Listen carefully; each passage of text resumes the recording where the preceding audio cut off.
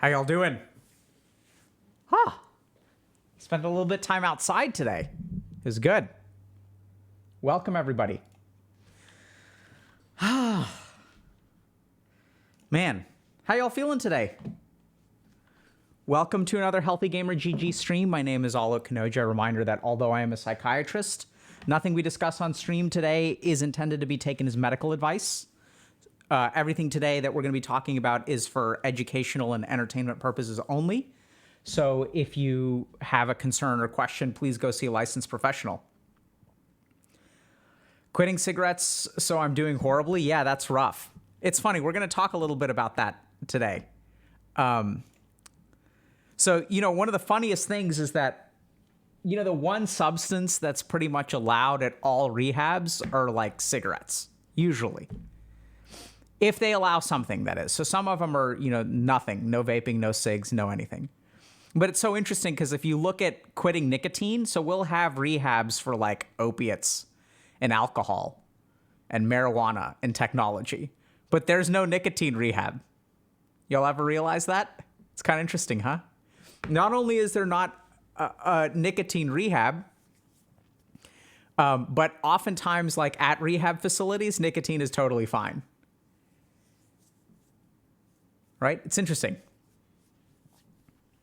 I'm not entirely sure why that is. It's just, I think that, some of it just has to do with like, you gotta let some people, or you gotta let people have something, is I guess what I wanted to say. You gotta give them something. You can't conquer the world all at once. You can't transform yourself in all of your negative aspects all at once, right? You gotta cut yourself some slack. You gotta give yourself a little bit of time. Yeah, someone's saying big tobacco is buying off rehabs. I'm not sure. I mean, maybe. Who knows? But I know I didn't get no big tobacco money when I was working in a rehab. I think it's just, I just don't think you can handle everything all at once. Yeah, so I think he was starting conspiracy theories. Yeah, so, I know that some people are into conspiracy theories and all that. My experience has been largely that, like, never assume a conspiracy when simple incompetence is an option. So that's how I feel about it. I think it's just too hard, right? Like, you got to give people some outlet as they're starting to gain sobriety and stuff like that. So we'll kind of, hold on a second. Wait, I can't make this more symmetrical because there's a plant here. That's not going to work. Okay, we're going to have to figure that out later. I just realized that the tables are asymmetrical. I don't know if you can see, but yeah. But that one is because there's a door and there's a plant. So I don't know what we're going to do about that. Okay, so I mean, only when I look at it, right? It's like, I don't know that it bothers me. It's just, I was looking at it and I was like, oh, like maybe we can make it symmetrical. And then as I went to do it, I realized, okay, we can't. So I don't know that it's going to bother me. Are you into feng shui? Not particularly, but I've always been curious about it.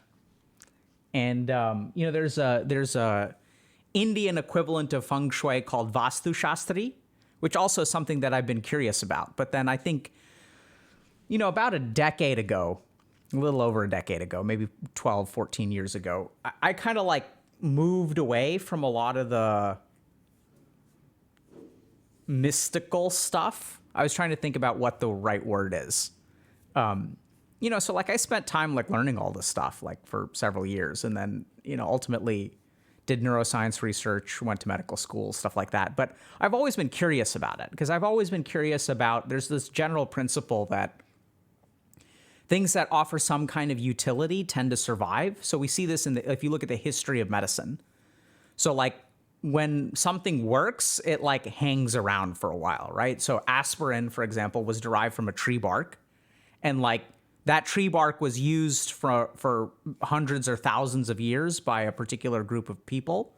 And so since it's effective, it like it survives, right? Whereas like you have things like the theories of humors, for example, which don't survive because there's not some reality to them.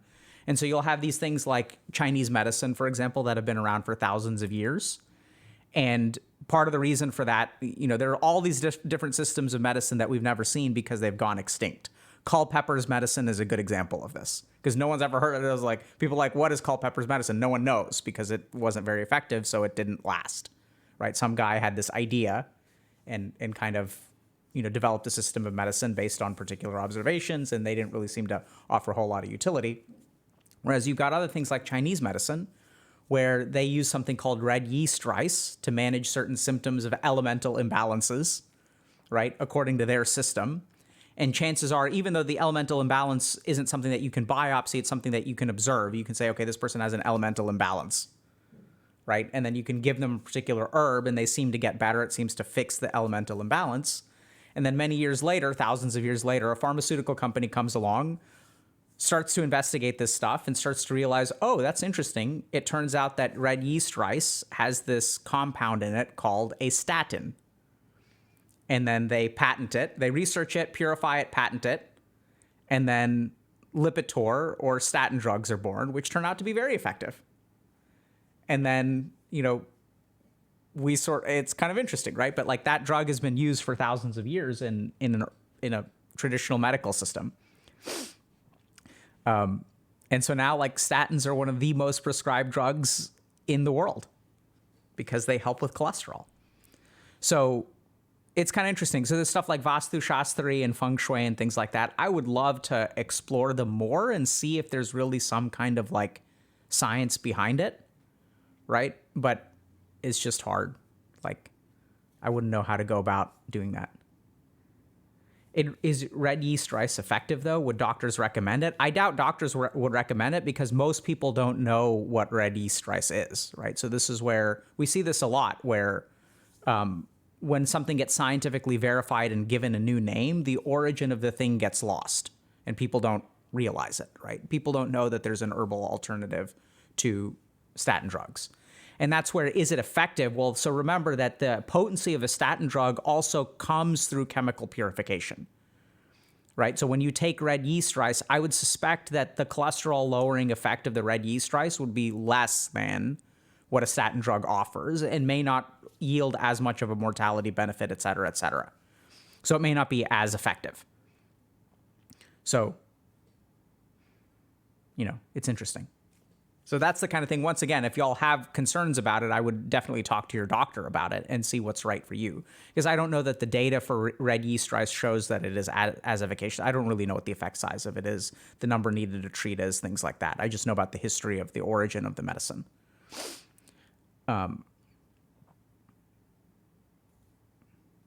Yeah, so what someone's asking, why did China not come up with purifying it in all that time? In a sense, they may have. So they may have, actually. So if you look at the purifications of herbal medicines in Eastern medical traditions, they often involve things like boiling for a long period of time. So I once saw a Chinese medical doctor many years ago.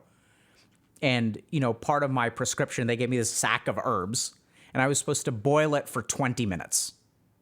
And so, it turned into, sludge.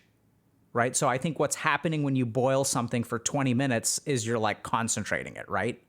And then so you extract it out and then you concentrate it, and then you're probably getting something closer to a statin drug.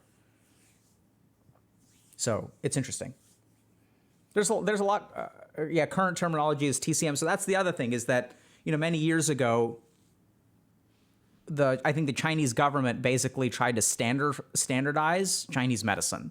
And in that process, they may have lost a lot of good stuff, but also made it a lot more accessible.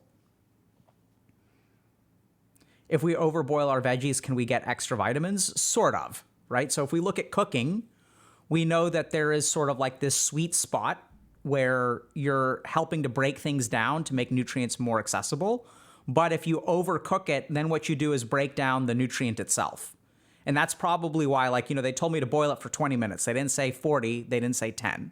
So my guess is that over time, they sort of figured out, okay, if we boil it for 30, it's not as effective. If we boil it for 10, it's not effective. 20 is the most basic, it seems to be the sweet spot. So someone's saying homeopathy is still around, but that's complete dog water. Yeah, when you say still around, homeopathy hasn't been around very long. I think homeopathy was developed in the 20s or something, 1920s. So it's less than 100 years old. So when we look at the history of alternative medical systems, Ayurveda and not TCM in its current form, but Chinese medicine have been around for thousands of years, right? So that's very different. So other things that have been around for thousands of years and still persist are things like Native American ayahuasca spiritual journeys, right? And so if we think about how is that persisted? Why is that persisted? Probably because there's some we know now, there's a psychoactive effect that clearly and consistently creates particular experiences, therefore is reinforced over time. Yeah, maybe it was 1800s. I don't know.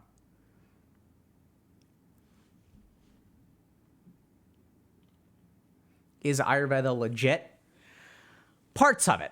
So I think we're about done doing our review of Ayurveda, and I think the biggest kind of conclusion so far is the Ayurvedic genomic stuff, the personality-oriented stuff, is not really very scientifically valid. So I think I did a poor study of the literature. I didn't look at it closely enough, which thankfully people in this community brought to our attention.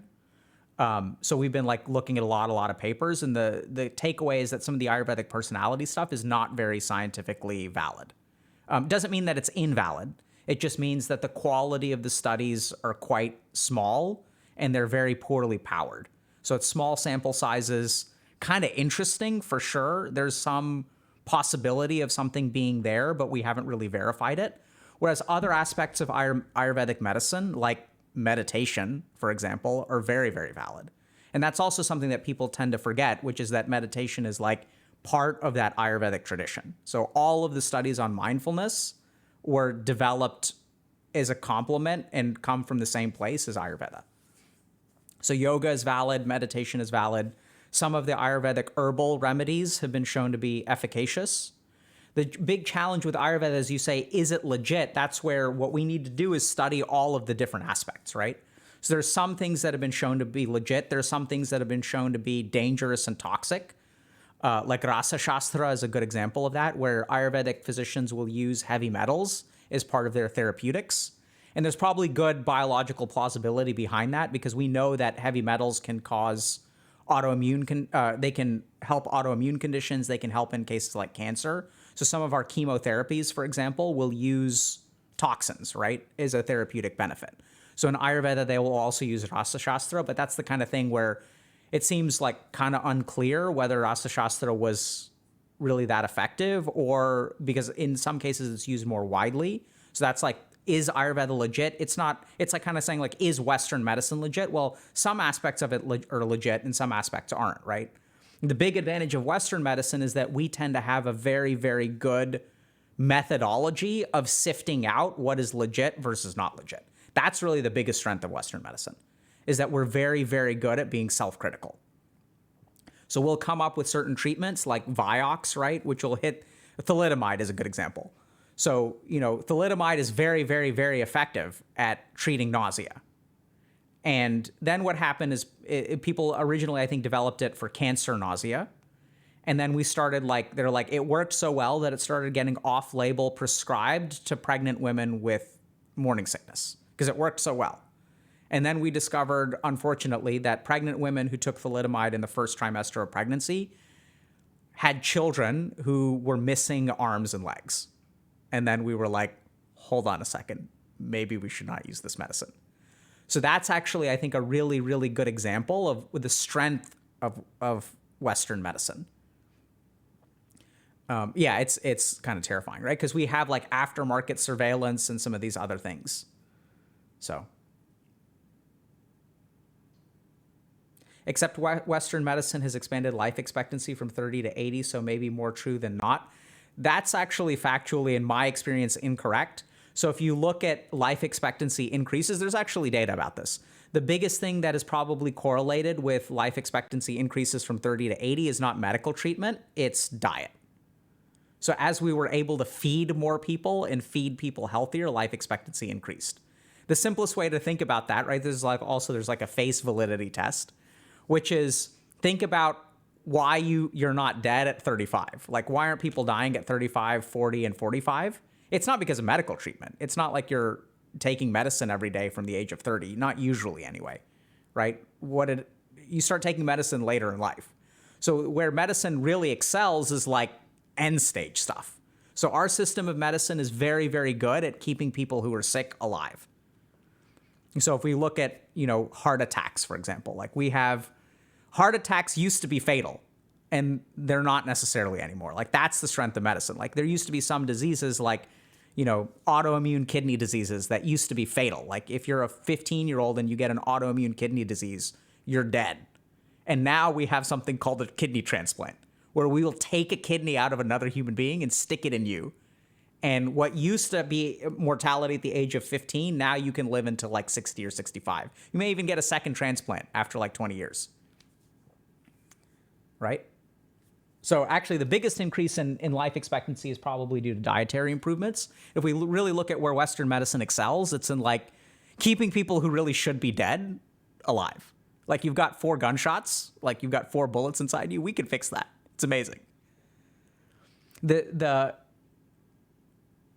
Sorry, Doc, don't you think medicine has helped infant mortality and other early life problems? 100%. But if you do a regression analysis on what correlates with life expectancy increase over time, it's not the advent of medicine. It's antibiotics it's probably the biggest contributor, actually, now that I think about it. Antibiotics is probably the biggest part. But anyway, vaccines is another big part, sure.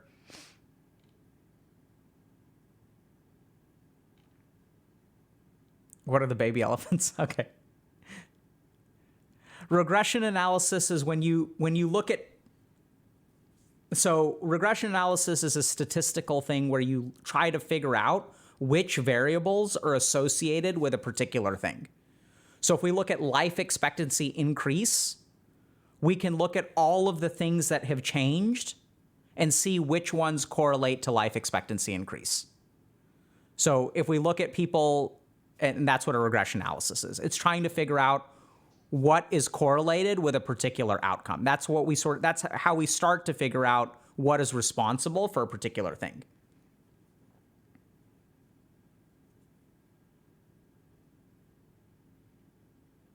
Yeah, we're going to talk about, y'all want to talk about pornography addiction? Let's do it.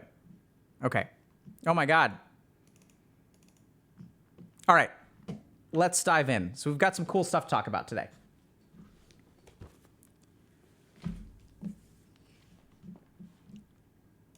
Okay. So I like porn and masturbation, and I'm okay with that. Am I addicted? I see lately that the last 2-3 years, porn and masturbation are mostly portrayed as something bad. 10 to 15 years ago, it was absolutely okay, and there was a huge amount of papers that everyone masturbates, and it's healthy, though. It's healthy enough, I think. I know that everything could be an addiction. Reading, eating, exercises, how to tell an addiction from just a healthy thing. The thing is, though, I really like sex, arousal, and for me, it's something purely happy and positive. I just love it and unironically plan to start writing erotic/porn stories or fanfics. Usually porn is associated with something bad and low quality, and I think it shouldn't. We should get rid of prejudices, unhealthy ways of making pornography, of misogyny, etc. But there's also good porn, text, art, healthy porn, isn't it? We should make it better, healthier, and with more quality. In my opinion, that no one listens. Sex and porn, when it's healthy, it's about love and meditation, about kindness and trust. My question is, am I right? Does my love of this count as an addiction or not? And if I don't have any problems with this, is that kind of okay? The most negative thing in all that, people usually hate porn, and I'm sad when people hate such a good thing. So, for a long time, people have been debating about whether porn and masturbation are good or bad. And even sex, for that matter. Is it good or is it bad? And so we'll talk a lot about pornography addiction, right? So we'll say, like, some people will say, oh my God, I watch pornography too much. I'm addicted. Sometimes we'll also hear from people like significant others or parents, right? Where the significant other was like, I don't like it when my SO watches porn. My SO is addicted to porn. We'll get kind of complaints on that. Sometimes, you'll have parents who are concerned. So how do you know if something is a problem and if it isn't a problem? So that's kind of the first question here. The second thing is, like, what do we know about pornography, right? Or is there actually like science or data? Because they're sort of saying, there were a huge amount of papers that everyone masturbates and it's healthy. So what does the science kind of say now? Like, what's the conclusion? Have we kind of swung back towards addiction? Was there sort of this like body positivity and acceptance movement where, people were kind of talking about pornography as an evil, and then a bunch of research came out saying everyone jerks off or masturbates? And so, like, what's up with that? So let's talk about that for a second. And so then you also have people, like this who are sort of saying that pornography for me, sex for me is like about love. It's about kindness. It's about trust. We can elevate pornography to an art form, and it really can be artistic. It can be something that's amazing and like a human achievement that signals the progress of cultural, or cultural progression. And a true artiste, we can make fanfics that are not lolled at, but are actually like amazing works of art. So what's the deal? Like, what do we actually know about this stuff? So we're going to sort of go through a quick sort of history of pornography just based on my understanding of it, and specifically the relationship with research. And then we're also going to look at statistics today about, what do people say? Like, is pornography like healthy or unhealthy? What does the research show? What does it not show? Which is a big part of it. So the first thing is, let's talk a little bit about kind of the moralization of sex. I'm not an expert in this, right? So like my background is in science. So for a long time, though, we know that like sex became a dirty thing due to morality and religion for the most part. I mean, there's going to be some amount of, that's a overgeneralization. So for example, in the Hindu tradition, you have this thing called the Kam Sutra. So sutra is like a religious text, and Kam means enjoyment, I guess, pleasure, maybe. Pleasure is the best word. Desire or pleasure, something like that. And so it's sort of something that's regarded as a religious text, but it's like a manual about how to have sex, right? That's what the Kam Sutra is. And so in many cultures, like sex was okay, celebrated, etc. And then in some of the more Christian traditions, it started to get like kind of frowned upon.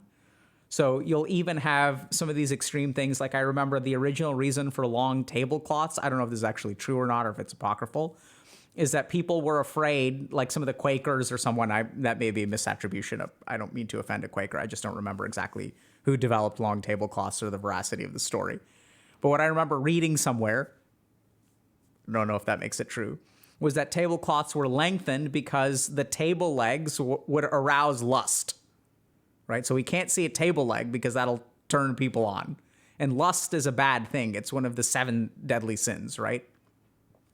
So, we started to get sort of like negative moral associations with things like lust and masturbation and sex and stuff like that. And then it started becoming evil, right? And then people started feeling really guilty. I think we had a lot of problems with suppressed sexuality. And then papers started coming out, right? That like, okay, people actually started studying it. So instead of taking a moral perspective, we started to take a scientific perspective. Is sex healthy or unhealthy? Is masturbation normal or not normal? Is it, okay or not okay? And then we had a bunch of papers that sort of show that, okay, masturbation is like very common. It doesn't seem to kind of mess people up. Seems to be kind of okay. And then as the pornography industry evolved, right? So it started out with like photographs and magazines and then videos. And then we sort of like moved on to the internet. And now we've sort of seen like, much like other things on the internet, pornography is getting more intense, flashier, more colorful, more immersive, intense sounds, intense sights, like the sensory experience of pornography is just getting enhanced, right? So if you look at, for example, a black and white drawing of someone who's naked versus a black and white photograph, we've become a little bit more real and a little bit more engaging. And then we add color pornography. Then we add sort of like longitudinal pornography where you'll have like not just one isolated picture, but a series of pictures. And then we have video. And then we may have had silent video at some point, who knows, black and white video at some point. And then we have sound, right? And now we've got like 4K, and now we've got like intense colors, and now we've got, like surround sound, and now we have VR. And so what's happening is like pornography is getting more and more intensive. It's getting more and more vibrant. We're also getting to select a lot more. So pornography is becoming more and more specialized. And we're now also getting not just like the purely sensory component, but we're starting to get emotional components to pornography as well, right? So with the advent of some platforms where you can interact and commission particular kinds of pornography, and you can get someone who's creating pornography to interact with you, thank you directly. Like you can form some kind of pseudo relationship or even real relationship. I don't know exactly what it is. So now like it's getting more intense, right? And as it's getting more intense, we've seen, as this person kind of pointed out, a wave of publications talking about like problems with porn addiction. So people are struggling more. Erectile dysfunction and delayed ejaculation are on the rise for men under 40. So that's kind of like a concerning phenomenon that we've observed, and we'll kind of get into that. So generally speaking, we think about erectile dysfunction as a problem that's associated with age and other conditions like hypertension or obesity or things like that. But what we're starting to see is that there's appears to be a higher number of people who are like 25, 30, 35, who have difficulty ejaculating, maintaining erections, things like that. And so people have started to wonder, and as people have sort of also said, like, I'm addicted to pornography, it's negatively impacted relationships and stuff. People have wondered, okay, is pornography bad again? Are we putting it into that category? Okay. So now, like, what do we understand about this? Like, what's the verdict? Is pornography something that's okay? Is masturbation okay? Is it not okay? And the short answer is, much like anything else in reality that you want to look at scientifically, it's not binary, right? It's more complicated than that. So let's go ahead and take a quick look at what the research shows about what's the impact of pornography, like what's going on there, okay? So the first thing is we're going to go over some epidemiologic data. So masturbation.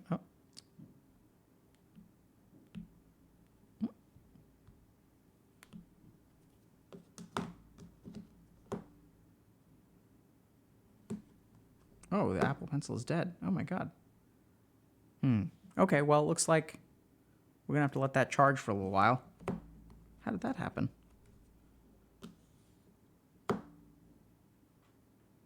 Okay, it's charging for a second, so we'll just...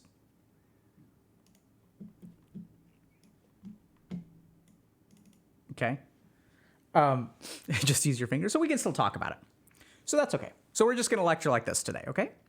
So the first thing to understand is that, like, people, through surveys, we know that about 76% of men watch pornography, and about 41 to 46% of women watch pornography, and that was 6 years ago.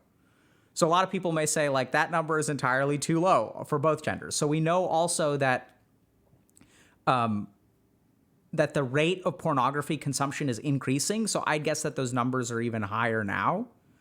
We also know that a lot of gender differences that used to exist seem to be shrinking very rapidly. So gender disparities in terms of some of these phenomenon, like pornography use, playing video games, for example, seem to be like shrinking very rapidly. Also, I'm noticing, like, there used to be like maybe a 2-to-1 ratio of women who experience anxiety due to epidemiologic data compared to men, whereas I personally think that number seems to be shrinking as well. So I think that we're seeing some trends of like gender disparities. I don't mean in terms of gender disparities is a bad thing. I mean, almost gender disparities is a good thing. Like, one gender was, experienced more of an addiction than the other gender. So what we're seeing is like this stuff seems to be shrinking. So pornography use, for example, like women are quote unquote catching up to men. I'm not saying that that's a good thing or a bad thing. That's just seems to be the direction that the data is going. So the first thing is, so a lot of people use it. And then what are the concerns that we have in terms of pornography use? So when people say that pornography is bad, what are the concerns that we have? So the first is something called an addiction. So how do you know if you have an addiction? And in psychiatry, when we look at diagnostic criteria for addiction, there's one major criteria that spans all of the addictions, which is impairment of function. So if your pornography use or masturbation or sexual behavior is causing problems in your life, then it is much more likely to like cross over into addiction. So if engaging in sexual behavior is negatively impacting your marriage, if engaging in sexual behavior is causing you to get, STIs, sexually transmitted infections, if like masturbating prevents you from going to work, or you get in trouble at work for masturbating. Like, those are the kinds of things that we really kind of think of in terms of an addiction. So when someone is addicted to something, they tend to have negative consequences in their life, but they're unable to stop and thus open themselves up to those negative consequences. And so I know everyone's memeing about masturbating at work. That's not a joke and it's not a meme. Like, that happens to people who are truly addicted. And for people who think like, lol, I'm addicted to pornography, like, you got to understand there are people out there who are truly addicted and fall into that problem. So another good example of this is something like, driving under the influence. Okay, so like this is where people who are addicted will drive under the influence. They'll get, their license taken away, and then they'll still continue driving because they can't help themselves, right? So they're someone who's so addicted to the substance that in spite of the negative consequences of using the substance, they continue using it, and it causes all kinds of problems. So we'll see that a lot in more substance use disorders, where people will empty their bank accounts, they'll get divorced, they'll lose their job, and all kinds of things, but they continue using. So if something is do you have a pornography addiction or not? Does it impair your function? Is like a really, really important thing. Second thing is that oftentimes people who are addicted to something can make attempts to cut back and fail to do so. So the other thing about addiction is it tends to control you instead of you controlling it. And if y'all are concerned about something like this is absolutely where you should go see a medical professional and try to figure out, first of all, do you have an addiction or not? And secondly, like, how to get help for it, because this is something that not everyone can overcome on their own, which is like perfectly fine. That's why we have addiction specialists, because we recognize that some people need help. Okay? So that's what an addiction is. Now, the other thing is that there are a number of different phenomenon that are arising that appear to be problematic and are correlated with pornography use. So that's just a fancy, stupid academic way of saying porn appears to be causing some problems.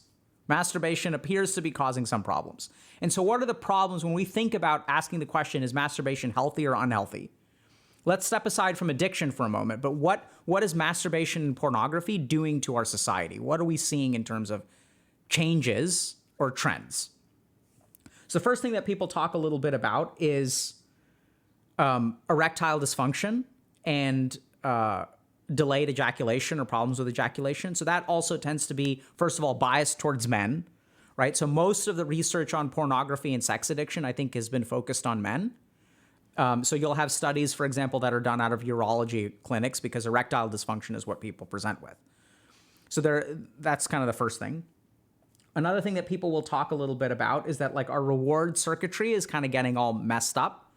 So people will say, I'm not able to be aroused by sexual intercourse. That may have something to do with the inability to ejaculate or reach climax, because something about the stimulation in the brain from pornography is like so much more vibrant in some ways than like real life, that like our receptors kind of get like out of whack. So there's like some concern that we're sort of shaping our brains in kind of an unhealthy way. There's also some concerns about real life sex becoming like boring or like not engageable. So this is something that confuses a lot of people, is we tend to romanticize, or even like, not even, I feel like some romanticize isn't really the right word. We tend to imagine sex as something that's like very intense and explosive and orgasmic, right? So if we watch pornography and our brain develops an idea of what sex is supposed to be like, when we end up having sex, like it turns out to be like somewhat disappointing, smelly, like confusing. And then people start questioning their sexuality, or they start wondering, am I asexual? Like all kinds of like problems arise. And so we're sort of shaping our expectations in sort of an unhealthy way. The third dimension that we're sort of thinking about in terms of what problems pornography and masturbation can cause are relationship problems. And so a lot of times it'll create problems in a relationship, right? So if you're not able to achieve climax with a partner, or if your partner feels kind of, unloved, or you have difficulties or has concerns about your pornography use, that can lead to problems. And so these are kind of the three things that we're going to talk about today. The first thing that we're going to talk a little bit about is sort of this like delayed ejaculation, erectile dysfunction, difficulty reaching climax. So this is where we have to be kind of careful with the research, because a lot of the research is correlative. So what they say is they'll look at like people who have erectile dysfunction, or they'll look at people who are unable to like achieve climax in a sexual relationship, and they will ask them, how much pornography do you use? And what they'll sort of find is this finding that people who watch more pornography have more difficulty achieving climax in sexual intercourse than people who don't. Now, this is where things get subtle but very tricky, because at this point, people oftentimes will conclude if you watch a bunch of porn, it's going to make it hard for you to have sex. But remember that cross-sectional studies or correlations are not causation. So this is where the flip side of this could be, if you have difficulty engaging in sex, you may reach more towards pornography, right? So it can go either way, actually. So like if my sexual relationship is unsatisfying, what effect do you think that will have on my pornography consumption? It'll probably increase, right? So this is where like a lot of times if we look at the way that people are interpreting the data, it's more subtle than I think people give it credit for, because everyone wants a simple answer. And oftentimes we have preconceived notions when we are looking at the data. So this person is going to be pro-pornography, so they may look at the data in a particular way, whereas other people, like if I'm in a relationship and my partner watches a bunch of pornography and we have an unfulfilling sex life, what do you think I'm going to do in terms of the interpretation of that data? I'm going to assume that the pornography is the problem and is causing this issue in our relationship, versus we have an issue in our relationship and pornography is actually like, it's not the problem, it's the antidote for that person, right? So there do seem to be clear correlations between increased pornography use, difficulty maintaining erections and erectile dysfunction, and problems with ejaculation and reaching climax. So that is something that like I've worked with people for, and I do believe that pornography has a causative effect there. That's personally the way I think the relationship goes, more likely. And part of that is just because of like physiologic conditioning. So for example, the actual physical experience of if you're a man masturbating with your hand, or if you're a woman, like, you know, using a vibrator or direct clitoral stimulation versus penetrative sex is like quite different, right? So the actual physiologic stimulation is like very different. There are different sensations. And so I think a large part of this is that if you sort of almost entrain your body to sexually climax in a particular way, and that kind of entraining is going to happen through pornography use and masturbation, it's going to be difficult to transition over to sex. It can be done, for sure.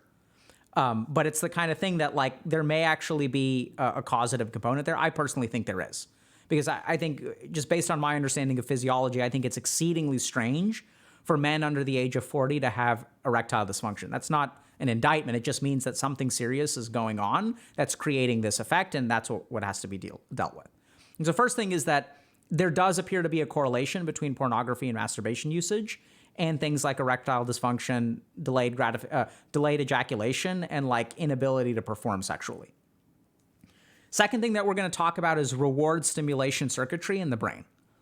So this is where, you know, people have figured out that more sensory input is like better at engaging humans.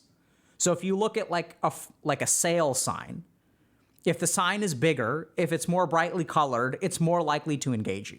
So you'll kind of see this with like advertisements and stuff like that, where like, I don't know if you guys have ever experienced this, it's friggin' annoying, where like, you know, the volume of a TV show will be here and then the ad will be like 30% louder. And it's just really inconvenient, but it shocks you into paying attention. So human beings have figured out how to engage the human brain. And so if you look at apps, right? Apps are like beautiful. They're not like grayscale. They're like, you know, they have all these buttons and like little bits of motion, and like, you guys know, like, you know, even these things like Candy Crush and Jelly Splash and stuff like that, they're like jiggly. You know what I mean? They're like, you know, it's kind of weird. Like, so people have figured out that if you add like a little bit of jiggliness to an app, it increases the amount of like engagement. You'll even see this with sort of like the chibi kind of like artwork, right? There's something like cute and engaging about round figures that are a little bit more colorful and stuff like that, right? You guys get that?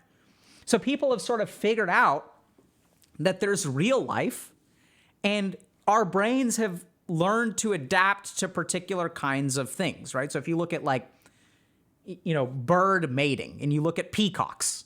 So like peacocks will have this very vibrant, colorful thing, which like engages male peacocks will like spread their feathers out and they'll dance. And it's like a show that's like very bright and colorful and like sensorily engaging, right? And human beings like peacocks too. Like, why do we like peacocks? Because they're bright and colorful.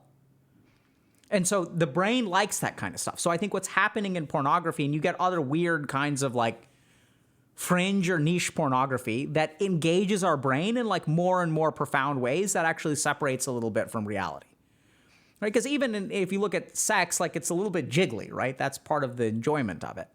And so what people are, I think what's going on with pornography is we're seeing like more and more like niche pornography. We're seeing more sensorily engaging pornography, brighter sounds, sharper resolution, like more engagement, more people involved in the scene. Like there's just an evolution people are sort of figuring out, because remember that pornography is a competition for the producers, right? Everyone is competing for you to watch their pornography. And so what they tend to do is like amp things up. And as they amp things up, this is the other thing that we're sort of seeing in pornography usage, especially with problematic usage, is that what used to sexually excite you like doesn't work anymore. So your brain needs like harder and harder stuff to like get you excited. And so we're seeing like more niche pornography. We're seeing more hardcore pornography. We're seeing stuff that's like bizarrely addictive because it kind of tricks your brain into thinking certain things.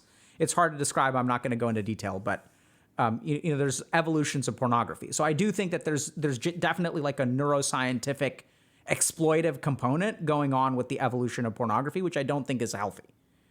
So as we get more and more artificially stimulated through more vibrant pornography, I think it makes it harder to engage in sexual relationships that are more natural, right?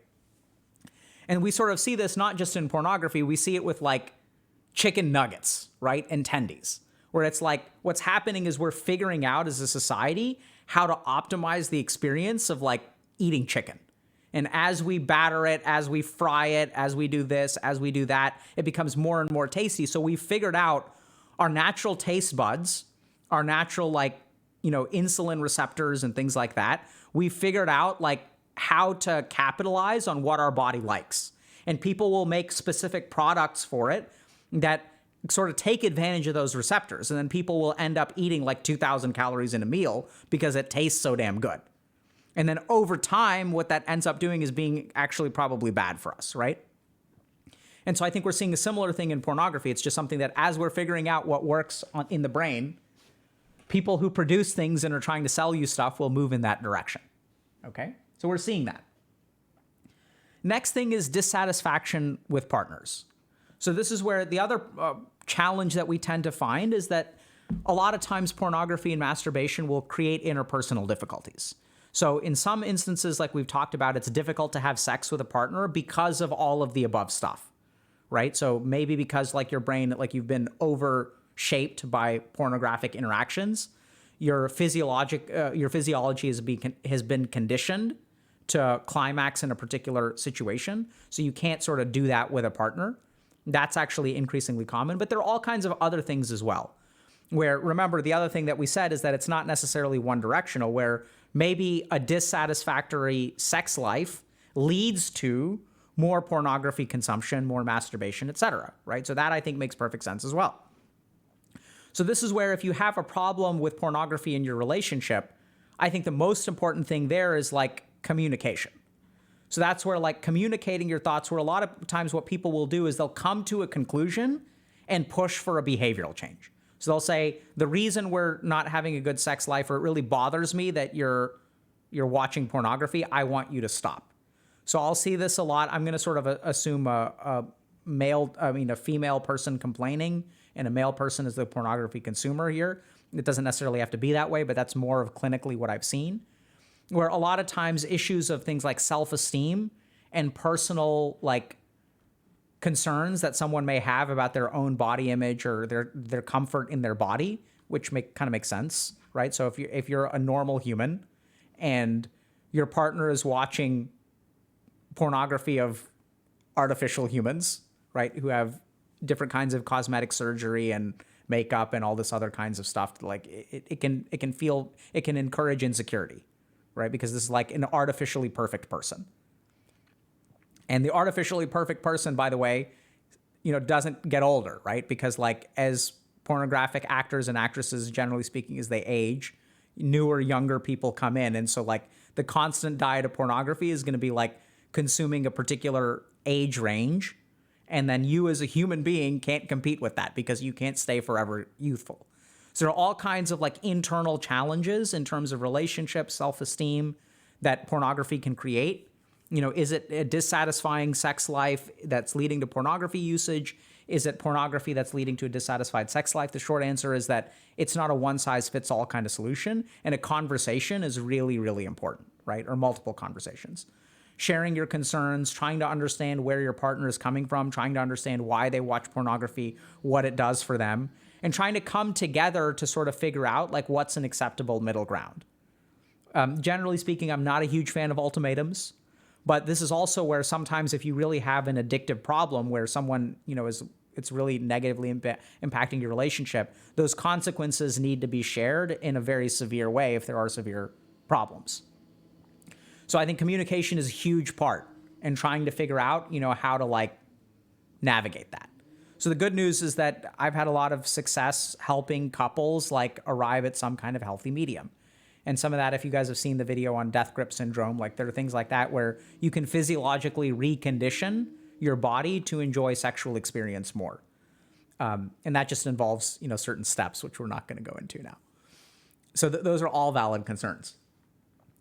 So the last thing that I want to share with y'all is, so if we sort of ask the question, is pornography a problem? Is masturbation a problem? So I'll leave y'all with the simple statistic, okay, which I think sort of settles it. It doesn't settle it, but really helps me understand it or organize it in my mind, which is that researchers did a study where they asked 820 men. Once again, this is on men, right? So that there's a huge bias. There are lots of biases in the literature where we just study men a lot more than women with respect to this. So there's a lot of further research needed. But people asked men like what, they just tried to figure out like which camp do these people fall into. So sure, Dr. K is saying it could be a problem here, it could be a problem here, it could be a problem here. What are the odds though? And so what they found is that 76% of men are what they call recreational pornography users. So what that means is they watch pornography, they tend to enjoy pornography. It doesn't seem to be associated with really many negative consequences at all. There's no erectile dysfunction, there are really no relationship problems or things like that. Generally speaking, for 76% of people, it's fine. So for 13% of people, they are what they call highly distressed but non-compulsive pornography or masturbation users. So these are people who may not have a pornography addiction per se, so there isn't compulsive use, but there's like negative stuff going on in their lives potentially associated with the pornography. So they're not addicted to porn, but they may have relationship problems. They may have a lot of like avoidance in life. They may have some amount of like delayed ejaculation or things like that. And about 11% of people are compulsive pornography users. And so that's kind of shocking, right? So like I think that's a pretty high number. So what we're sort of looking at is that 11% of people may have been closer to like addicted to pornography, which is a shockingly high number. So just to give y'all, it's 11.8%. Just to give y'all some context, so alcohol addiction is generally speaking considered on the more prevalent side, right? So we have the most alcoholics, and alcohol addiction is around 6%. So this is also where what we're seeing is an alarming rate of technology-related addictions. So video game addiction is probably above 10% now. In some countries, some studies show rates of 20 to 26%, right? So 1 out of 4 people could be addicted to like video games. And so 11% of compulsive pornography, 11.8%, almost 12%, is incredibly high. So when it kind of comes down to it, if you were to ask the question statistically, is my masturbation and pornography use a problem? I'd say there's a 75% chance that you're fine. But there's also a 25% chance that it is a problem. And if it is a problem for you, I strongly encourage y'all to get help, get support. Go get evaluated by a professional, and see if you kind of fall into that category. Because the good news is that there's like stuff you can do about all of this, right? We've talked about some of this stuff on stream, so we're not going to go into it right here. But there are ways to retrain your physiology. There are ways to kind of like rewire your dopaminergic circuits when it comes to the consumption of pornography. I think the abstinence of particular kinds of pornography can also be very, very helpful. So if you're into some of like the really hardcore stuff, and like that's just what triggers your brain, right? Because that's what your brain needs. It develops a tolerance to a particular stimulus. And in order to like get equally excited, you need a higher dose of something. So this is how people overdose on drugs, because it used to be that taking like, a third of a gram of heroin was enough, and then you need half a gram, and then you take a gram, and then you take 2 grams, and then you take 3 grams, because you need more and more of the stuff to get high. And so we're seeing the same thing with pornography, so sort of like scaling back on some of that stuff can also be effective. So at the end of the day, is pornography or masturbation a good thing or a bad thing? I'd say like, it depends. And chances are that the odds are in favor of it not being that big of a deal, and is probably like a healthy thing to do for most people. But what we are seeing is both an increase, I would suspect, in pornography usage, problematic pornography usage. 11.8% of compulsive usage is very high. 13% of people getting some kind of negative consequence is also high. And that number seems to be growing as technology improves, and is like pornography producers are figuring out how to like get you in more. And the more we sort of go down that rabbit hole, the harder it becomes for us to sort of engage in healthy relationships. Questions?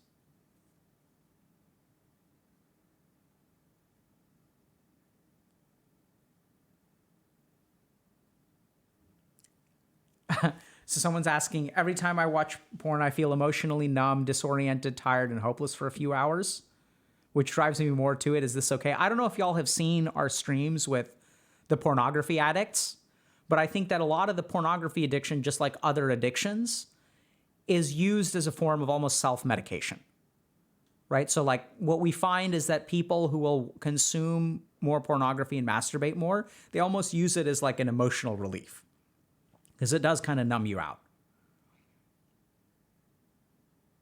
What was the sample size of which study? I've cited like 15 studies today. If you guys want, this is a okay review. It's not the best review, but there's a review that sort of goes through it historically. I think some of the conclusions in the review are a little bit not ideal. And furthermore, some of the papers that they cite, I think, draw some inappropriate conclusions. But I think it's like a good kind of narrative review. Yeah, so do you think ACT would be a good behavioral therapy for porn addiction? Absolutely. So ACT is a strong evidence-based treatment. Acceptance and commitment therapy is strong evidence-based treatment, especially for addictions.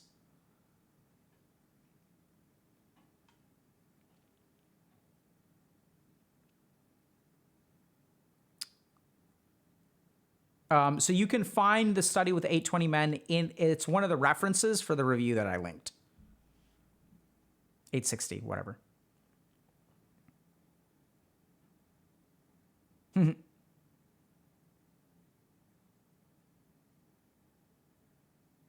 Can you teach a non-Kundalini meditation for porn addiction? I'd have to think about that. Yeah, so there's a question, what do you think about watching it since a young age? So this is kind of interesting. So men tend to have their first exposure to pornography use around 13. Women tend to have it around 16. So we know that women start consuming pornography on average later than men do. We also find, so I highly, highly recommend y'all check out the porn addiction interview on our YouTube channel. But what we tend to find is that the earlier the exposure to pornography, the more likely you are to have problems. So for some of the people on that porn addiction stream, for example, they started watching pornography or were exposed to pornography at like 9. And so I think there's something to be said of early exposure creating a greater likelihood of forming an addiction, which is not just true of pornography. So we know that the earlier you start using a substance, the more likely you are to get addicted to it. So if you start drinking at 13 or start using marijuana at 13, you're more likely to get addicted to marijuana or alcohol than if you start using it at like 19.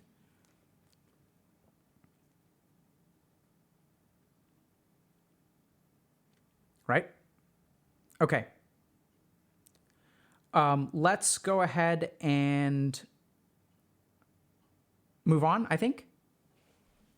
That lasted longer. I was hoping to get through that pretty quickly, but it's interesting. Okay. Let's see how. Oh, great. I think there was maybe some problem because it looks like we're fully charged. Okay. So let's move on. Oh, wrong thing. GG. Leaked chat. Okay. So, I have a tough time handling rejection. Hey everyone. I could really use some advice about how to get rid of this rejection sensitivity I'm having. The most small sign of rejection makes me feel absolutely miserable. I get insecure and feel hurt at first, and then angry at the person that I feel rejected by. There were many times where it left me miserable for days or even weeks. Now it happens more often that I sometimes react openly to it by being a bit off or being a bit colder just to regret it a few minutes later because it just turned out to be in my head. This is really getting in the way of making friends or finding some at least, but I can't shut my emotions off in that moment. I'm 22 and shouldn't be such a child anymore. Does anyone on here know how to get rid of this? So this is something that a lot of people struggle with. That we have a difficult time handling rejection, right? And what we're looking for is a way to get rid of it. So this is where a lot of people will say you just handling rejection is about developing thick skin, right? So even we'll say that. We'll say it's about practice. It's about experience. You got to get rejected over and over and over again, survive it, and then you'll realize that it's not that bad, right? And that's how you get over handling rejection. You just have to be rejected, which there's truth to. But if you really think about it, it's terrifying, right? So if you tell someone, the way to get over your phobia of snakes is to spend more time with snakes. That's the reason that we have exposure therapy in psychiatry. We're let's expose you to it. The only way to learn how to handle getting rejected is to get rejected, which is maybe true, right? But it's actually terrifying if you really think about it. It's really, really terrifying because these people don't want to do that. It's if you have someone who's afraid of snakes and you're the solution to get over your fears, we're going to drop you in a pit of snakes. They're not going to want to do that. If you have trouble with rejection and you're sensitive to rejection, you have trouble handling it, you're not going to sign up for it, right? In fact, that's not a personal failing, which, by the way, a lot of people feel like they have, right? There's a lot of self-judgment here. So you're almost rejecting yourself in this process. Oh, I'm such an idiot for being so sensitive to rejection. I should have grown up by now. Which in that moment, what are you doing to yourself? You're rejecting yourself. You're not accepting yourself. You're not cutting yourself any slack. And so this is sort of where it honestly starts, right? So why are we so sensitive to rejection? Generally speaking, as human beings, the things that we're sensitive to are the things that we ourselves are insecure about or the things that we do to ourselves. If I am afraid I'm ugly, if I'm afraid that I'm overweight, what am I going to be sensitive to? Comments that other people make about me potentially being ugly or being overweight. And sometimes what'll even happen is they're not even making comments about my weight, right? But the way that my mind is so primed, it's going to assume that a neutral comment is going to be interpreted as a comment about what I'm sensitive to. So rejection sensitivity is really common, and people are always trying to get rid of it. And the standard answer is get rejected over and over and over again. And that's by standard answer. We're not saying it's wrong. There's a certain truth to it, right? Because once you get rejected a couple times and you survive, then you'll realize like, oh, it's actually like not that bad, or it won't devastate me the way that I thought it would. But that's not easy to engage in, and it's not sometimes helpful, right? So it's not like go out there and get rejected 1,000 times, and then you'll overcome your rejection sensitivity. Whereas if we think about it, each of those rejections is associated with a lot of pain, right? It hurts. Like you can't just ask someone to go outside and go swimming in lava every day for like a week. Like they're not going to do that, right? It's really hard. So how can we understand this a little bit better, and how can we sort of potentially get some control over it? Okay, so let's talk about this, okay? So how do we overcome rejection sensitivity?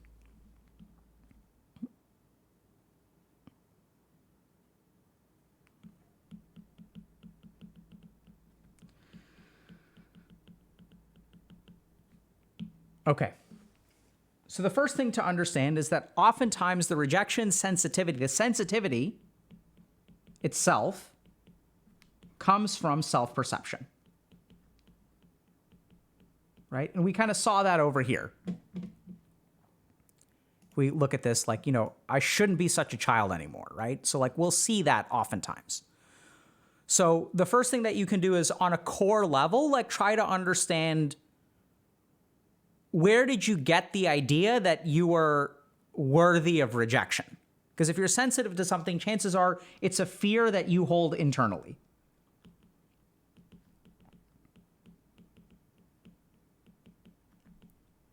Right? Like, so what I would kind of ask yourself is, why are you rejectable?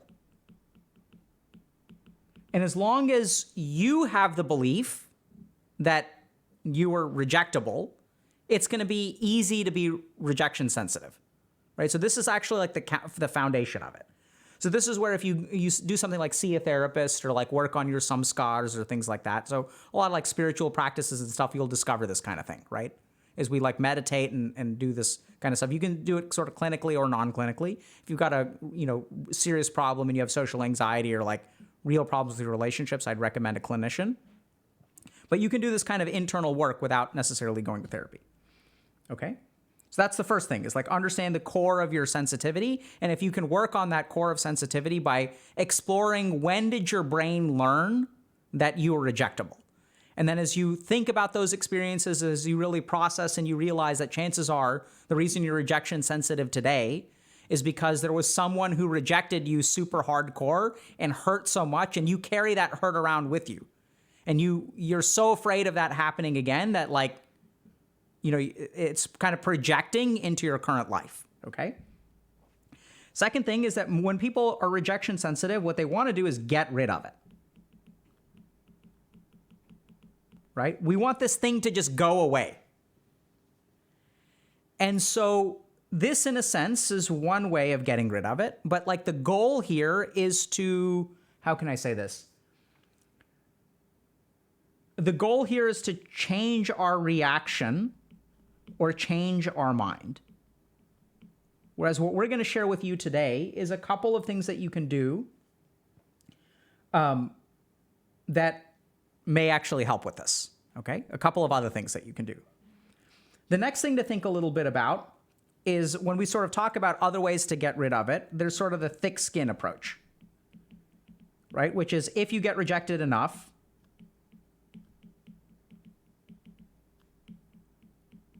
you'll get thick skin, and then it won't hurt as much, hurt less, right? But this is the kind of thing that's like absolutely terrifying, because I want y'all to understand this.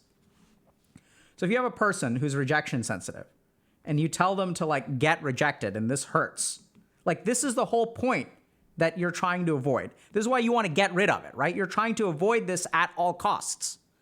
You want to be cured of the rejection sensitivity. So everything that your mind is doing in terms of even this kind of stuff. So when we get rejected, we feel hurt. So what do we do if we get rejected? Right? So sometimes we internalize it. For weeks, I feel hurt on the inside, but I'm not going to say anything to anyone for weeks. So like when we get rejected, we just take that feeling, we stuff it down in there, we live with it. It ruins our life for days or weeks. And you're telling this person to go out there and get rejected? They're going to get rejected once. They're going to go for days or weeks feeling bad about themselves. And then you're going to be like, good job. Now go out there and do it again. Or what happens is that, and then what happens is they get fed up with dealing with it internally. And then what do they start doing? They start lashing out. They get cold. Right? This is what this person said. Now it happens more often that I sometimes react openly by being a bit off or being a bit colder. So what's going on there? It's like, here's our bucket of bad feelings. And so why are we, and it's filling up with the toxicity of I got rejected, rejected, and then at some point it starts overflowing. And so now we start, sometimes we'll lash out, but what's more common is we'll start acting cold, right? And why do we do that? It's because like it's kind of passive aggressive, because we can't actually lash out. Like we can't like overtly get mad at them, but we're going to punish them for hurting us. So I'm going to give this person the cold shoulder. And then what happens then is like this screws up our relationships. Because on the one hand, like here's this person that could be my friend that makes me feel hurt for weeks. And then I give them the cold shoulder and I don't really understand like what is going, like they don't understand what's going on. I feel hurt by them. And so now like they're asking me, hey, do you want to go grab dinner sometime? And you're like, I don't know, maybe. And then the friend is confused because they don't understand what's going on. And there's all this rich internal stuff that's going on within me when I get rejected, which they have no idea about. And so then it gets confusing for them. They stop texting me. They get frustrated. That feels like another rejection. And then like this whole cycle repeats again. Right? So what can you do here? So I do think that there's value in all of these things, but there are two other things that I'm going to show y'all that are kind of like really important. One is perception, and the second is communication. So the key thing here that a lot of people miss out on rejection sensitivity is how their perception is screwing them. So let's look at this, and we can see it right here. The most small sign of rejection makes me feel absolutely miserable. This is the key thing. So a lot of times when we talk about growing internally or growing psychologically, we're always trying to control our reactions, or we're trying to control our internal environment, or we're trying to control our actions. Right? So if we think about like if someone has a problem, okay, there's signal, reaction, and action. And if you look at what people are asking for and where solutions are, right? It'll always be here and here. And we're missing a third of it. So let me give you all an example. So how do I get rid of this feeling? How do I overcome my social anxiety? How do I stop thinking about this? How do I not get hung up on that, right? How do I let go of an ex? How do I get over this relationship? How do I stop thinking about her all the time? Thinking about him all the time? How do I stand up for myself? How do I set boundaries? Right? How do I speak up for myself? How do I talk to my parents? So everyone's talking about the reaction and the action. How do I stop feeling this way? I want a magic bullet or magic wand that takes away the reaction. I want to shape my behavior. And so there are solutions there for sure. Here's what we're missing: the perception. Because if you can alter your perception, that'll change your reaction, and by definition, it'll change your action, right? Because the action is based on the reaction in turn is based on the perception. So the one area that I think is very, very, very underutilized in terms of self-growth is being critical and shaping your perceptions. So let's think about this a little bit more carefully. So the most small sign of rejection makes me feel absolutely miserable. Now, imagine you're in a relationship with this person. How can you interact with them? How can you avoid this? Right? If I'm your friend, and we'll see this like sometimes with these like horror texts, right, of dating apps and things like that, where like the smallest sign of rejection makes you feel miserable, but it's like, it's not actually a sign of rejection. They're not actually rejecting you. It's just life, right? So if I don't text you back within 5 minutes, you feel rejected. Your perception is, oh, this person is on the cusp of rejecting me. And let's understand why this is. This isn't stupid. It's because I don't know how to. So when we get rejected, and it hurts a lot, okay? So when we get rejected and we get weeks of misery, what is our brain going to adapt to do? It's going to learn how to like predict this as easily as possible, right? So if something is like, like we've seen this in, for example, parents of children who have had serious accidents, where like if you have a serious accident, if your child has a serious accident, and you take him to the hospital, the first sign of that thing repeating triggers the parent. And that's absolutely adaptive. It's absolutely evolutionary. We're not going to let it get to that point ever again. I've seen it in marriages where there's a lack of, the people have had affairs. And then what happens to the person who is cheated on? They're paranoid. And the first sign of infidelity creates an explosion of reaction. Y'all get that? So it's not like this person is stupid for a small sign creating a reaction. It's because if there's a bad consequence and it happens once, our brain is going to learn how to predict it.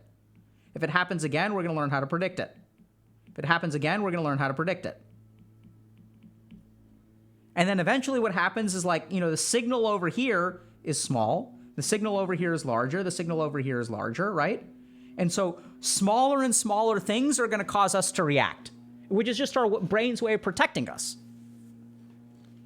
It's like, there's rain clouds in the sky. There's thunderstorms.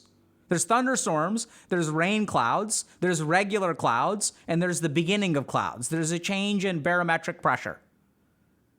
Our brains and our survival mechanisms have learned how to move earlier and earlier and earlier and detect smaller and smaller signs. And the more the emotional impact is, the smaller the signs that we're going to look for. So what can you do? Recognize that this is what your brain is designed to do, but that it is a maladaptation. So what you really need to control is your perception.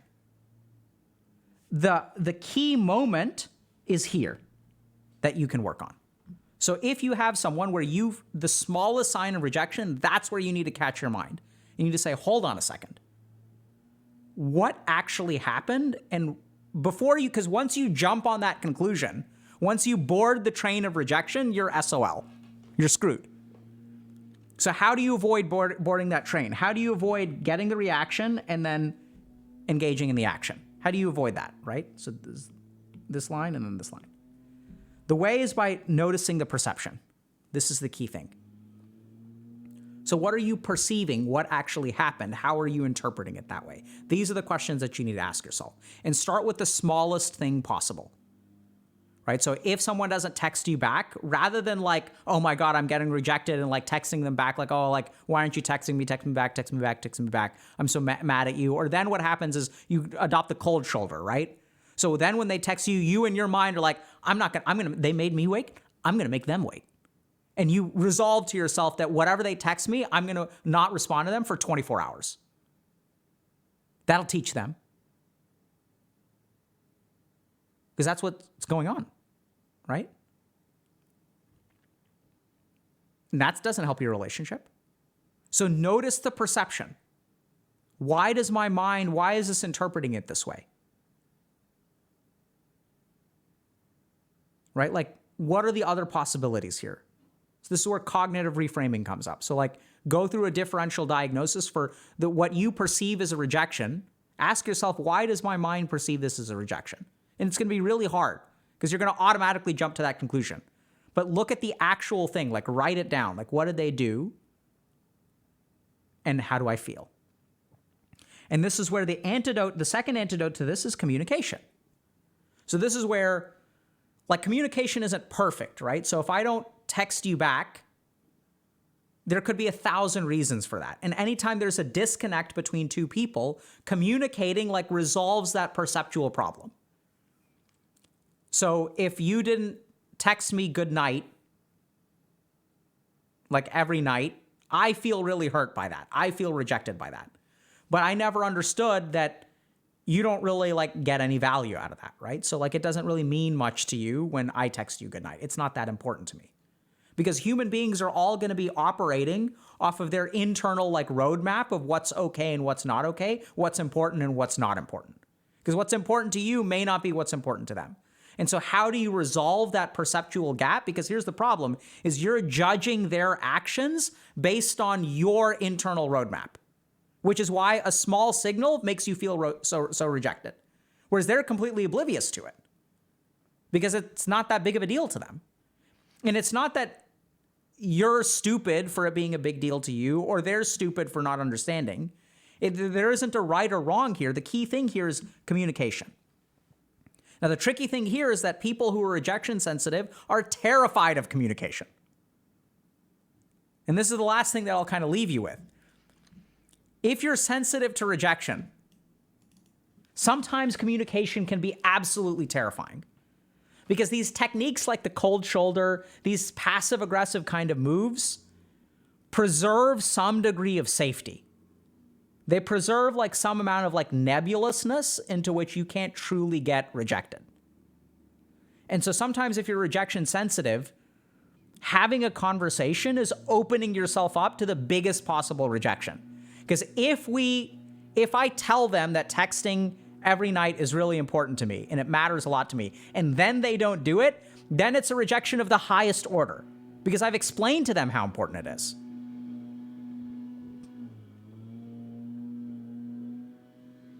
Right?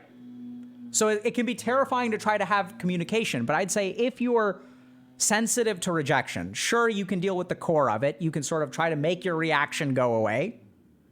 You can start to adjust your actions. Yeah, vroom, right?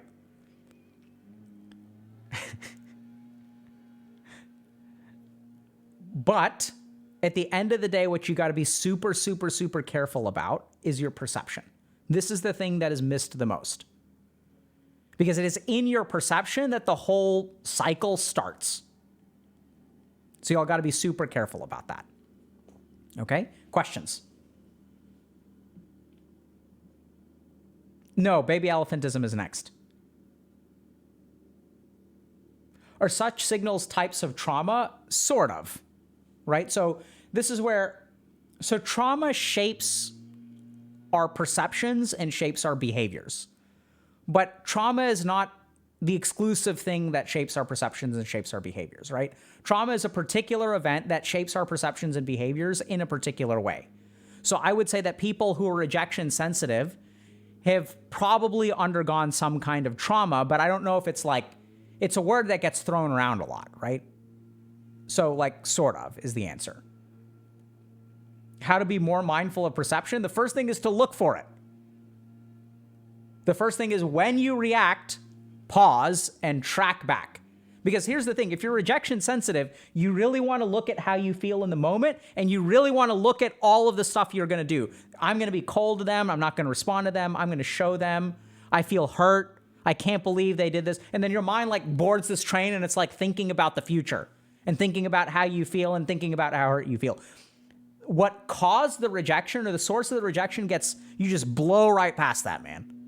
So go back and say, hold on a second. What made me feel this way and what did they actually do? Because if you can alter your perception, then it changes the reaction and then it changes how you act. The perception is key. Because oftentimes with rejection sensitivity, we are sensitive. What does the word sensitive mean? It means that a small signal creates a large response. My skin is sensitive. Don't touch it there. I'm really sensitive about my weight. Don't talk about my weight. Right? So that the word sensitivity literally means disproportionate reaction to a small signal. And so focus on the signal. That's where you can start to shape your reaction to the signal. Because once the reaction happens, then it's really hard to manage. So it's the thing that people leave out. And by all means, like, get rejected. I mean, the more you get rejected, we'll see this a lot with dating, for example, right? You got to put yourself out there a couple times to realize that you'll survive a rejection.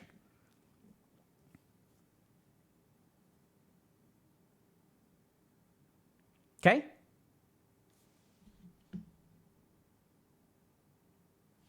Giga Chad, get rejected. Yeah, so that's hard for people who are rejection sensitive, right? It's really easy for people who have the confidence to be rejected to tell people who don't have the confidence to be rejected, just go get rejected.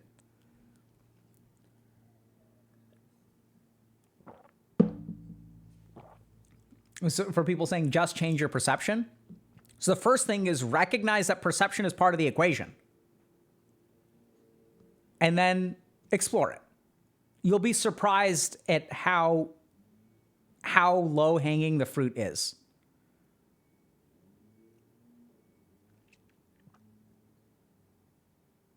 Yeah, does rejection sensitivity have roots sometimes in a lack of validation from an early age? Absolutely. It oftentimes has, because your brain learned to be wary of rejection somehow. Do y'all get that? Like, it learned that lesson that rejection is dangerous. Rejection hurts. And so it had to learn that lesson somewhere.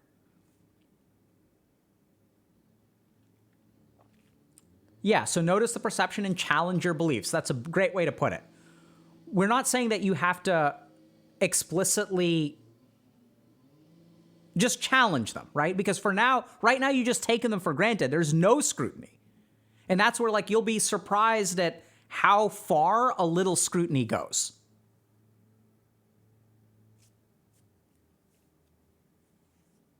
Is becoming the observer, like in meditation, a good way to get a new perspective? 100%, yes.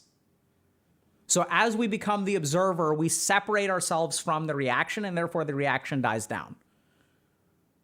Right? So I think there's a video in Dr. K's Guide to Meditation about how we fuse with our thoughts and how it is that meditation is a scientifically validated intervention for all mental illnesses. I think that's fair. Maybe not all, but, a surprising majority of them. So it helps for borderline personality disorder, helps for depression, helps for anxiety, helps for ADHD. So how does that work? It's because on a fundamental level, meditation helps you pull away from your mind and be more objective. And the common thing about all these mental illnesses is that we get caught up in our mind. So there's some videos in there about the nature of thought and, like, how does thought work and how does mind work and how do we separate from our mind and what happens when we separate from our mind. Okay? Yeah, so someone's saying, I had an anxiety attack yesterday because of rejection, and doing the observer thing suddenly calmed me down. It was insane. Absolutely.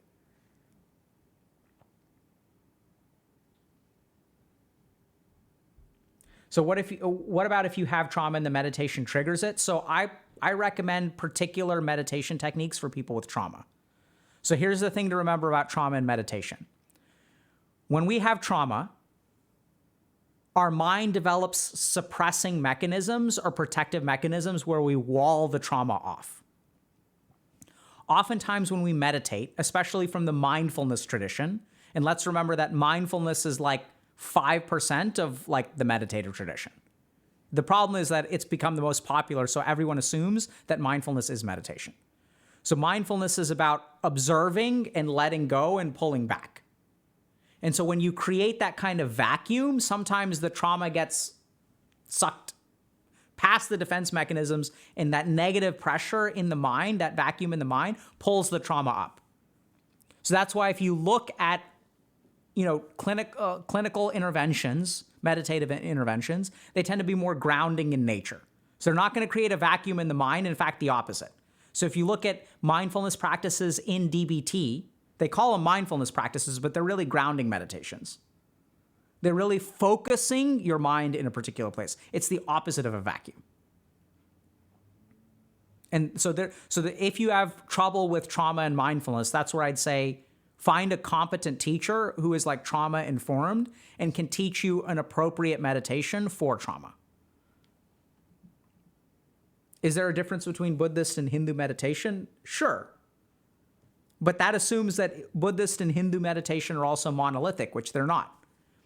Right? So Buddhism has tons of traditions of meditation with lots of different techniques. Hinduism has the same. But generally speaking, I'd say that there's more overlap between the traditions than within the traditions. So there's Tantric Buddhism and there's Tantric Hinduism, which are basically very similar. So the difference between Vajrayana Buddhism and like Mahayana Buddhism is greater than the difference between Hindu and Buddhist meditation.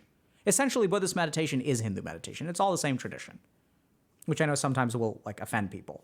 But let's remember that the techniques that Buddha taught and the techniques that Buddha learned were from quote unquote Hindu teachers, right?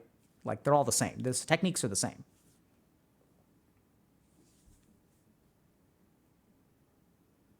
So it's, I'm not saying that they're exactly the same. Like Buddha's teachings were pretty consistent with Hindu teachings, but that's where like Hinduism is like a very diverse religion, as is Buddhism. And then what's happened is both traditions have continued to evolve, and as they continue to evolve, they differentiate out, right? So just like evolution, like there's Latin, and then like the further down you go, you end up with French, you end up with Spanish, you end up with Portuguese. But the core of it is like Latin. Okay.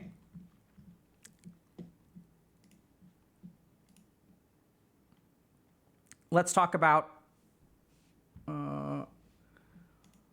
okay, we've got an option. We can do hyper independence, or we can do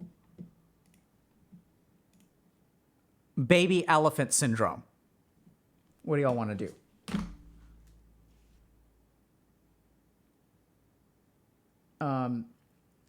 Okay, there's this kind of baby, okay, let's do it. All righty. Okay. So here's a question. Do you have baby elephant syndrome? So baby elephant syndrome comes from an old story about somebody who came to a circus and realized that, there's a big, powerful elephant who was chained to this tiny little rope connected to this little pole. And he asked the circus ringmaster and says, hey, why is the elephant just tied to that? Doesn't an elephant know that he can just like very easily break free and just run away? And the ringmaster says, well, as a matter of fact, this is how we do it. When we bring in a small baby elephant, we chain them up to a much thicker rope, to a much thicker pole. And, they'll pull and they'll try to get away. And as a result, when they can't break away, they come to realize, oh, I can't break away. So as they grow up, they stop pulling. They stop trying because they learned that, okay, this rope is unbreakable. So even as they grow up and they change that rope to a thinner rope, or sometimes maybe not even a rope at all, the elephant doesn't keep trying. And when we experience baby elephant syndrome, it's oftentimes that, when we were growing up, our parents or our environment, our teachers, our friends may have told us something about ourselves that we took deep to heart. You're not good enough. You're not smart enough. You're ugly. You're short. You're whatever it is, that we take on these beliefs. And we never come to challenge those stories. In fact, we just kind of accept it as we go on. And we go through the rest of our lives thinking that's who we are. But we never come to take a look at that. We never challenge and reflect and say, is this true? And as a matter of fact, sometimes the most powerful, smartest, most incredible people I've met in those specific fields are the people who believe they're the worst, because they're the ones who've worked most at it. Some of the best writers I've met believe that they are genuinely terrible writers, because at some point they met a terrible teacher who said, you're a bad writer, you're never going to be a good enough writer, and they kept practicing and practicing and practicing anyway. And those are the lucky ones, because the unlucky ones, they stop trying, and they bury their talents, they bury their creativity, they bury their wisdom, and they never come back to take a look at it. So challenge your own beliefs, because otherwise you're nothing but a baby elephant stuck in the body of a grown adult. So here's a question. So this is really interesting, right? So let's talk about this. So there's some things I really love about this, and some things that I think kind of concern me about the self-help TikTok generation. So I like to kind of just share some thoughts about this. So the first is that this is a story that doesn't start with circus elephants. It actually starts in meditative traditions. Okay, so this is a story that's been told like by, monks in India and China and stuff, for probably India, because that's where elephants were, for thousands of years. And it illustrates the point that this person is saying, which is that oftentimes when we're growing up, we form a particular belief. And then as we grow older, we don't challenge that belief and it starts to restrict us. And so the general sentiment, I think the story is, largely shares the point that's correct. And the sentiment is to like challenge your conceptions. Okay. So both of those things I think are fantastic. There are a couple of things that I sort of have issue with. The first is calling this a syndrome. So I know this sounds kind of weird, but like what a syndrome is, and we'll talk a little bit about whether using language precisely is good or bad. So syndrome is a constellation of symptoms that people share, that people share, right? So it's like a group of things that we group together. And then the cool thing about the syndrome is that once we recognize what a syndrome is, so major depressive disorder is a syndrome, ADHD is a syndrome, it's a constellation of things that go together. And when we call something a syndrome, the reason that's useful is if we can lump these things together and it's a pattern that lots of different people can relate to, then we can study this group of people because we're putting these people together because they share a constellation of symptoms. And then we can understand how can we help this group of people, okay? So in the case of like ADHD, what we'll see is that there's impulsivity. There's a lack of attention. There is difficulty like adhering to stimuli or changing your attention. There is perseveration, so hyper-focus on a particular thing, or the inability to focus. And so as we start to look at all of these features, the more features we add, the more specific we can get, the more we can group these people together. And if we group these people together and we study them together, we can figure out what works for these kinds of people. And so when you call this a syndrome, I'm curious, what are the features of the syndrome? How do you know if you have the syndrome? Right? So like this is my problem with calling it a syndrome is like, how do you know which beliefs you should challenge? Which beliefs make it baby elephant syndrome? Right? Is it a lack of, what are the beliefs of baby elephant syndrome? Like on a piece of paper, like how do you know if you have baby elephant syndrome? So there's something that a lot of value here, but this is why I think precision of language is important. Because like, how do you know if you have this? So a lot of people will watch stuff like this, and I think this is what happens, is that we'll put labels on things that sound really good, but are relatively imprecise. And when someone watches something like this, they'll resonate with it in some way, right? And they'll say, oh, I have baby elephant syndrome. But what are the features of baby elephant syndrome? What's the challenge your beliefs? Like, which are the beliefs that you should challenge? Because the whole point is that in baby elephant syndrome, the beliefs are so deep-rooted that they're not beliefs, they're facts. Right? I can't escape from the peg. This is a feature of life. And the whole problem with baby elephant syndrome is that we are inherently blinded to our conceptions.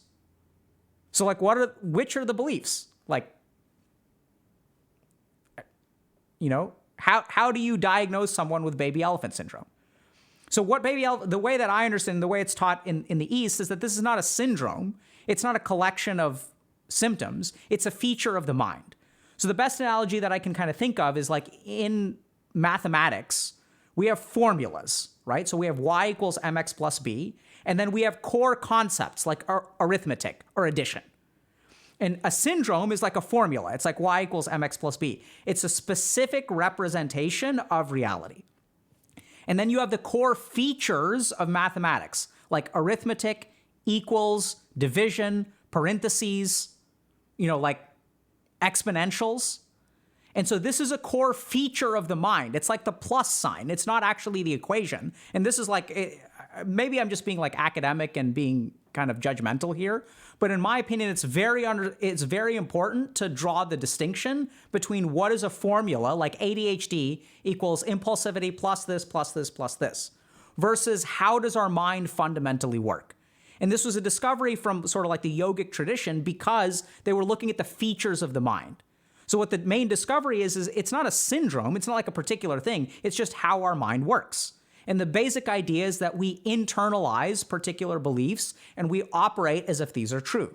So in cognitive behavioral therapy, this is what we call schemas, okay? So these are things like in object relations theory. So there's a whole branch of psychoanalysis called object relations theory, which sort of is essentially an exploration of the baby elephant principle, which is how do we, as we grow up, We form particular relationships with things outside of us. And what are those relationships? How do they form? How do we change them? It's not, so there's like a lot of specificity here that becomes really important. Because I think the real challenge with something like this is like, what is your peg, right? What is the thing that you're actually shackled to? And I don't get any sense that it's clear, right, from this. Like, I don't know how to group people into baby elephant syndrome because it's a principle of every single mind. There are a couple of other important things that we have to be careful about. So this person said that oftentimes the most successful people that they've met have issues like this, like low self-esteem. And this is where what we've got to understand is that some of these baby elephant syndromes are very, very helpful. Like, he's talking about it like it's a bad thing that holds us back. But if you look at studies of 5-factor personality analysis of doctors, okay?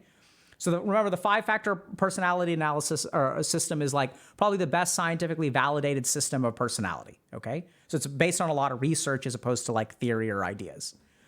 And what they sort of found is that there are 5 factors. There's conscientiousness, neuroticism, openness, agreeableness, and extroversion. So these are kind of the 5 dimensions. So conscientiousness is your ability to like sit down and focus on a task. Neuroticism is your tendency to worry. Agreeableness is your tendency to get along or not get along with other people. Like, how willing are you to adapt your beliefs to what other people want? Openness is your openness or close-mindedness to new ideas and concepts. And extroversion is like how you relate to other people, whether you're kind of a loner or you're like, you enjoy spending time with others.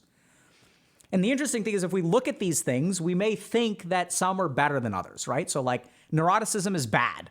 The tendency to worry is bad. So people with high neuroticism, for example, may be more prone to have an anxiety disorder. Conscientiousness is good. People who have high conscientiousness can put their mind to a task and do a good job at it, like focus on it and have follow through. It's kind of like follow through. Those are better than people who have low conscientiousness. So we make all these kinds of value judgments, but the really interesting thing is that data supports that it's not really like that, okay? So for example, if you look at medical students, what you find is that medical students and doctors have high conscientiousness and high neuroticism. That high neuroticism and the tendency to worry actually correlates with higher performance. So I was listening to a really interesting story the other day of someone who was working at Amazon, and they were giving a presentation, and one of their superiors, who's a very prominent person in Amazon, was there, and the presentation did not go well. And so they were really concerned about it, and it kind of looked bad. And so their boss's boss was basically saying, he was like, I'm not worried about this. And the reason why is because I can clearly see that you are worried about it. And so being worried about something, like, they basically knew it was going to get taken care of because someone is clearly worried about it. So worrying about things and thinking that you're insufficient and lacking confidence in yourself can actually correlate with external success. So this is the weird thing about baby elephant syndrome, is we may think that we should get rid of it. But let's understand that it's responsible for someone being a best-selling author. It's responsible for someone being an excellent artist, right? The sense of inadequacy is what drives us forward.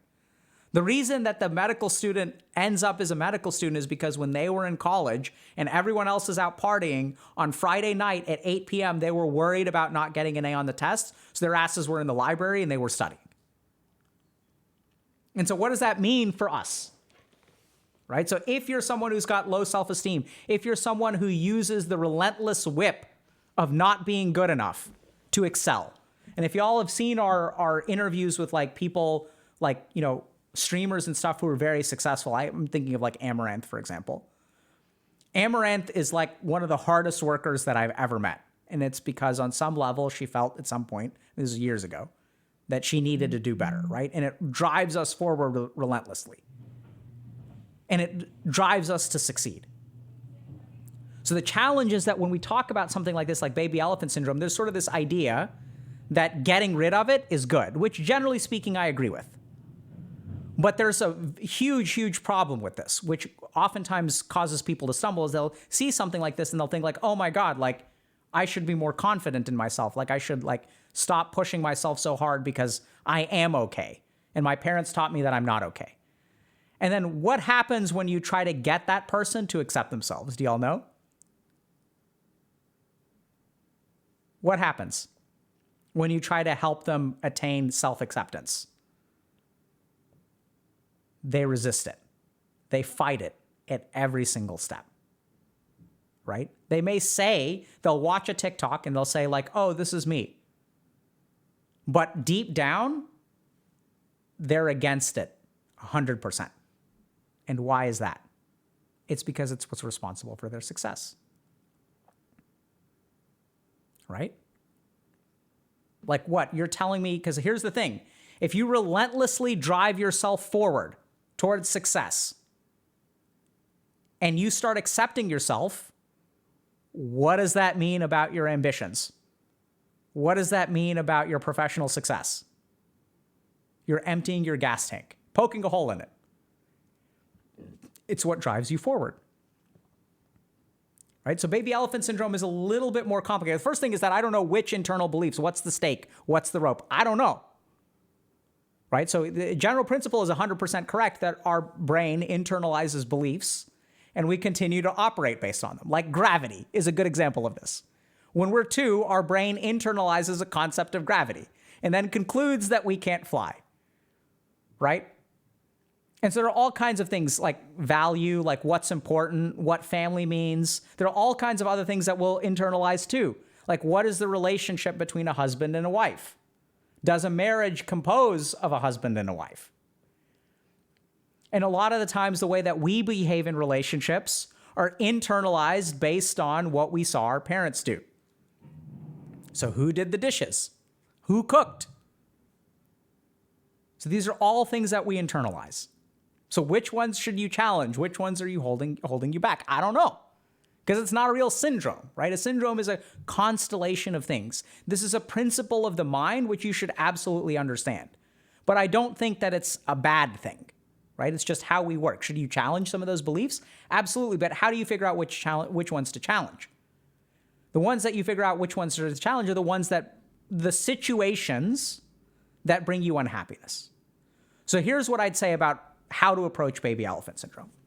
The first is if you're unhappy with something, if there is something about your life that you wish were different, consider this principle. Consider how much of my current situation is because of a belief that I hold, which I take for granted. And even then, it's going to be really hard to see. This is why most of these revelations happen with someone else. So like we see this a lot in coaching or in therapy or things like that, where it takes an external person to point out to you, hey, wait a minute. You're having trouble with your relationships because you're giving people the cold shoulder after a perception that someone doesn't text you back right away. Maybe that's the problem, right? Like it requires some degree of sophistication to see what the actual problem is. The second thing to remember is that the stake in the rope serves an important purpose. Your brain wouldn't have picked it up unless it did something for you. And if you really want to overcome it, you really have to acknowledge that it's not just a stake and a rope, it's also an anchor, right? It's like a home base, it's a nest. It's all of those things. It does something for you. It's comfortable, it's familiar, it feels safe. And if you try to uproot it, you may be surprised because you uproot it and then you don't even walk anywhere, right? Because like this is what you've done to survive.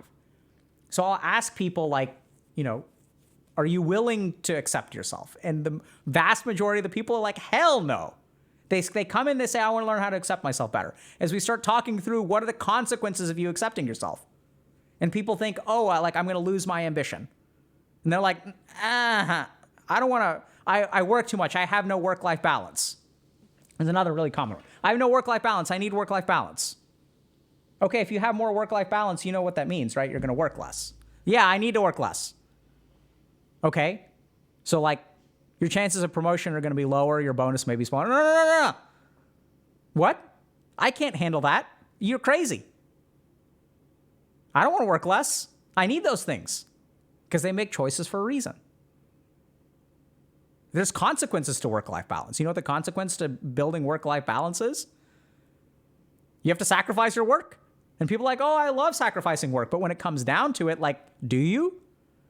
What actually motivates you? Right? Like, why do you think your work-life balance got out of whack in the first place? And this is where, like, sometimes it gets weird and psychological. It's like, yeah, my parents are Nobel Prize winning scientists, and I decided to become an artist. And so work-life balance for me is like, I can't give it up because I have to prove to them that art is a real career, because they didn't tell me, they said that, like, I should go into a STEM field. And so there's no way, like, F it. Like, there's no way I'm going to be a disappointment to them. I'm going to show them. And work-life balance means giving that up. Proving your parents that you made the right decision. Like, people aren't willing to do that. So when we're held back by something, understand, first of all, that it's not just a chain. It's also security. It's also fuel. And you have to explore that to really give it up. Because just recognizing, oh, this is what's been holding me back, sometimes that can help, right? It can help a lot. So I'm not saying it doesn't. My point here is that baby elephant syndrome makes it sound like it's a constellation of things for there's a one-size-fits-all answer. And my whole point is that there's a lack of granularity with that concept. And that the general principle is correct, but why did the brain form that association in the first place? What does that association do for you? What are the advantages that you have to give up by getting rid of the baby elephant syndrome? Those are the things that you really have to think about. And so if you want to challenge one of these beliefs, it's hard to sort of figure it out because you're blind to it. That's kind of the nature of the problem, right? But even if you find one, it's not going to be so easy to give up because there are all kinds of associations with it. There are all kinds of things that this thing gives you. It gives you security. It lets you be promoted. It gives you a sense of satisfaction when you're the one who gets into medical school and you're one of the 15% of applicants who actually gets in. There's no way you're going to be in that 85%. Are you kidding me? Self-acceptance and be one of these noobs that didn't get in? F that. Right? So if it is causing you problems, what do? The good news is that oftentimes, and generally speaking, I've noticed this, especially for ambition, there are alternatives. That if you let go of your ambition, it doesn't mean that your work ethic has to go away. Oftentimes, the other interesting thing is that they assume that ambition equals work ethic. But if you've entrained some amount of work ethic through ambition and you let go of your ambition, the work ethic isn't going to just disappear with it. Right? That's a habit that you've born in. So oftentimes, here's what I found with these people. The first is that they overvalue the contribution of ambition to their performance. And that oftentimes their performance there's a certain independence to it that's free of your ambition. The second thing is you can still care about stuff without personal ambition. So this is where you can really, I think the best performance comes from not ambition, but actually comes from like the flow state and a sense of service. And so why is a sense of service correlated with the flow state? Is because the flow state is free of the ego. Ambition is tied to the ego. I want to accomplish this. And the best work actually happens when you're free of ego. When you remove yourself from the equation, you become one with the thing that you are doing. You are no longer the writer. Like the book is coming out of you. You're like channeling this book. Like there's a story within you that needs to be told. You are a conduit for this like music that is coming from some weird dimension. And this is what my experience has been with people who are athletes, esports athletes, and creative people, right? That when you enter the flow state, even coders, when you enter that flow state, you disappear, your ambition disappears, and you're just like, you see it, and the code fits together, and you know how to make it happen. And all of the accolades, all of the pride, all of the good job, bro, like all of that leaves your mind, and then you actually reach the heights of performance. So here's the bitter pill about ambition and some of this self-flagellation and elephant syndrome, is that elephant syndrome will get you from 0 to 90%. But if you want to go from 90 to 100, you have to let it go, which is the most terrifying thing because it's gotten you to 90, right? And so recognize that it's terrifying. But if you really want to go that extra level, this is where I agree with this guy too, because he's sort of saying you need to move past this, right? And I think he's right. He knows what he's talking about. Some of that is, I think, the consequence of TikTok, which is like you just can't go into this nuance. But if you want to go that next step, you want to go that next level, you have to become one with the object. This is also what is called dhyan in Sanskrit. So this is why I think terminology is important, because the more precise your terminology, the more you can understand and differentiate between things. So dhyan is when one becomes absorbed with the object of meditation. When you become one with the thing. And that is the first step. That is actually the meditative state. When people say, I had an awesome meditation yesterday, what the hell are they talking about? They're talking about a state of absorption of their mind with the object of meditation, where they disappear. And if you practice being in that state, you can go one step further into samadhi, which is temporary enlightenment. So someone saying, I hit dhyan running all the time, completely agree. So marathon runners are the people who have been the easiest to teach meditation to, because they're already familiar with it. Okay, but if future orientation correlated with ambition is bad, then why does it work so well for a lot of people? I never said it was bad. Remember, quite the opposite. Ambition is what gets you from 0 to 90%. That's why it's so popular, because it works. It's the easiest way to become successful. But it comes at a cost. I do think there are better ways to do it. They're just harder. And it caps out somewhere, right? Because the problem with ambition is the price you pay for success is your happiness when you're ambitious. You may say, what does that mean? The price you pay for success is happiness. Like, what? That's ridiculous. You talk to people who are ambitious. When they achieve, are they content? No. Are they happy? No. I made $100,000 this year. Next year, it's going to be 200. I got promoted. Am I content? No. I'm going to celebrate a little bit, and it's back to the grind, back to the hustle. There's always more. There's always more. That's the problem with ambition. So contentment and ambition are opposites, right? Like, we think of them as like, if I'm content, that means I'm not ambitious. That's the mistake that they make. So you can still be content and work hard. That's the thing that people don't understand, is there are alternatives to ambition. I think service is the number one thing to think of, right? You can work really hard, not for yourself, for other people. Like, and that's incredibly fulfilling, makes you happy, and causes your work ethic to be awesome.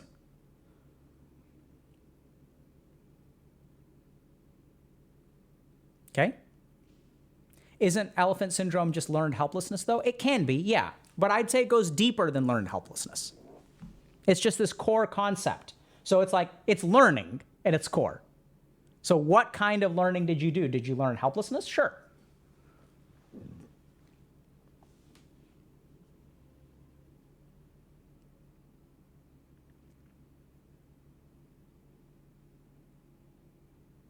Okay, let's go ahead and meditate. What if our ambition outweighs our work ethic? Then we suffer. Right? Very common. What are the problem? I forget what the exact quote is, but someone was kind of saying, you know, the tragedy of man is that their ambitions outweigh their capabilities. Right? And ambition can't be satisfied. That's the problem. And almost always, ambition is going to outweigh your work ethic.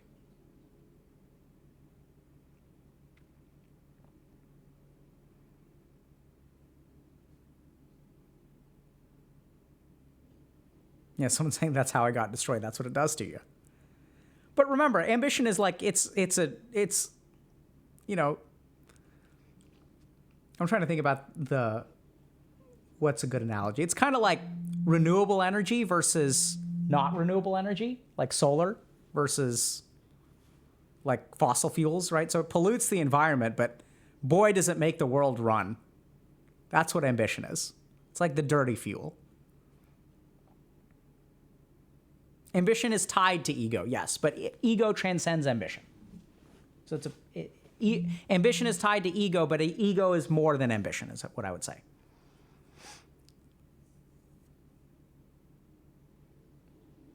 So what instead of ambition? Service. That's the simplest answer, right? Do it for someone else. You'll still work really hard. You'll still do a good job.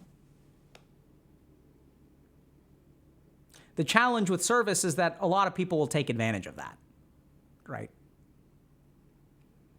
So anyway, let's meditate. So I'm going to teach y'all an internalizing meditation today, okay? So what we're going to do is a sound-based meditation, and it's going to be kind of like tricky. So what we're going to do is we're going to start by observing external sounds, okay? Then what we're going to do is start by observing where the sound enters our being and our awareness. So we're going to kind of notice the faculty of sound. And then what we're going to do is notice internal sounds. What are all the sounds that are coming from within? So there's like sounds out here, there's a barrier, and then there's an entry to within, then there are sounds within. And this is where things are going to get kind of weird. Even within, there's a barrier, and there's something underneath that.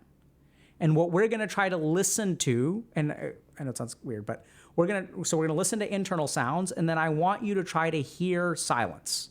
Underneath all of the sounds, there's going to be a silence that's hard to detect. It may take you months, okay? But then listen to what's the barrier of what's underneath the sound from within, okay?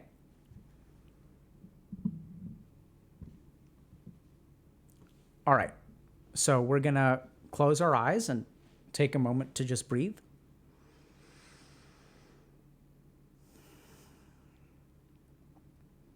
So let's start with 3 or 4 breaths.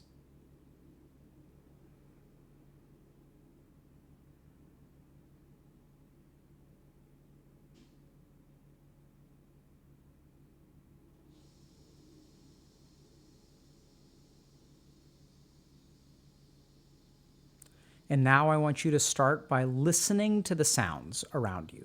So whatever you hear, notice that sound. At the beginning, what we're going to want to do is rotate between sounds. So if you hear one sound, then try to listen to something else, and then listen to something else.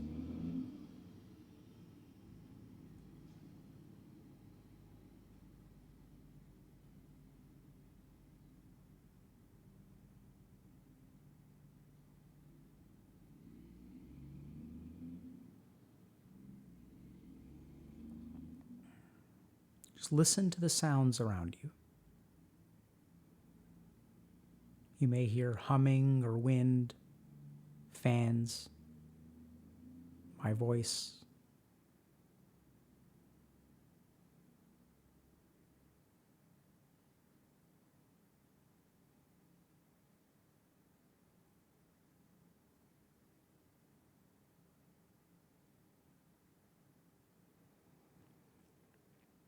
And you may also notice that beyond those external sounds, there's actually like a baseline sound of silence. Sometimes it almost sounds like a high-pitched tone.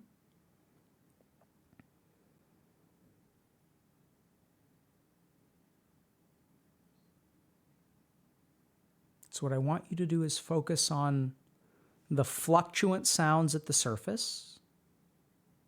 A fan, a car horn, my voice. And then underneath that, beyond all of that, almost backstage, there's a baseline sound, and hear that.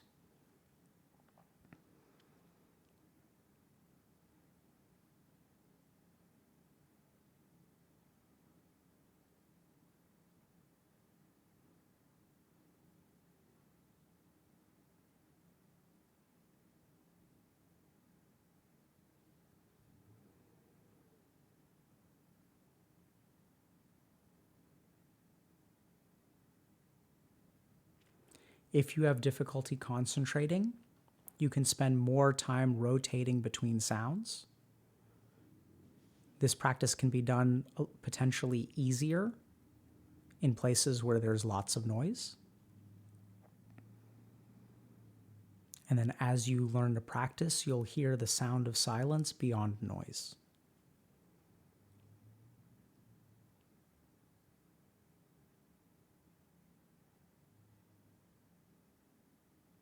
And now I want you to focus on where these sounds enter your being.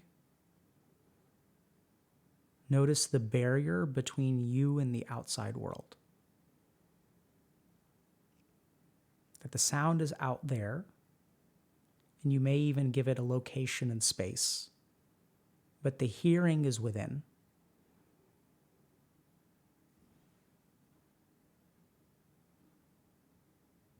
It can sometimes help to even focus on your ears and see the sound entering from your ears. May sound strange, but clearly the sound doesn't enter through your hands, it doesn't enter through your knees. So there's a transition point where a sound becomes hearing.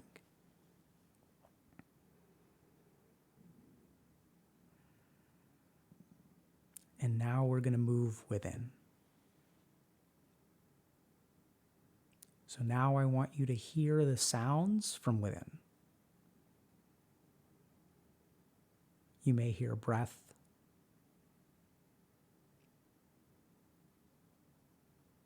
the sound of swallowing,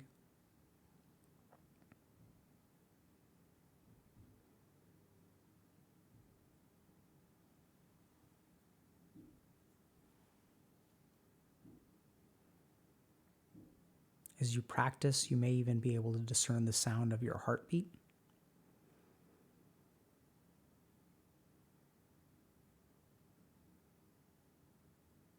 If you're having difficulty, you can use earplugs or headphones or even just plug your ears.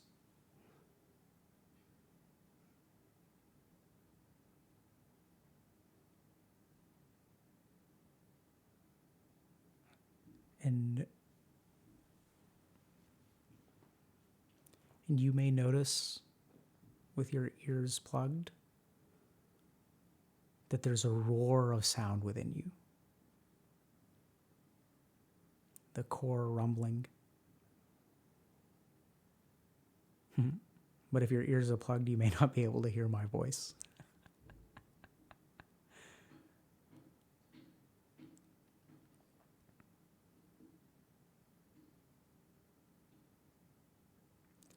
So as you tune into those internal sounds, this becomes the goal, but the hard part. In the same way that there is a sound of silence outside, there's a sound of silence within.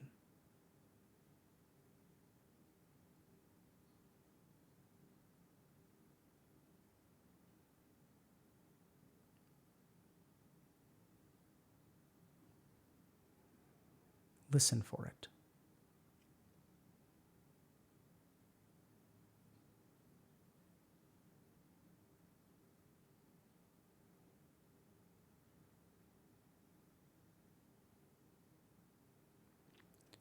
So now I'll ask you, if you haven't, or if you have, to do one more time. For about 1 more minute, we're going to plug our ears and immerse ourselves in internal sound. And try to hear the sound of silence beyond the roar that is within, beyond the internal ocean. With a deep breath, plug your ears, and we'll continue for about 60 seconds.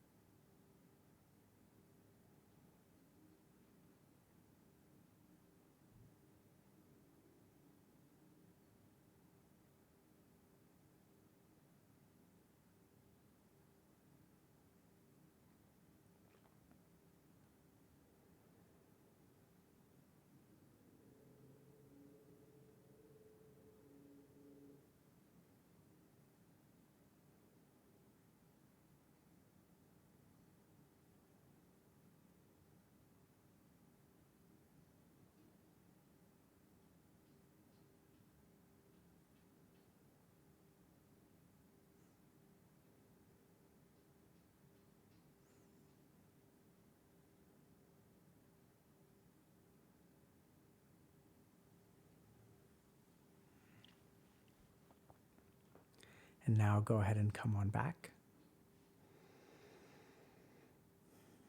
Let your awareness return to the world.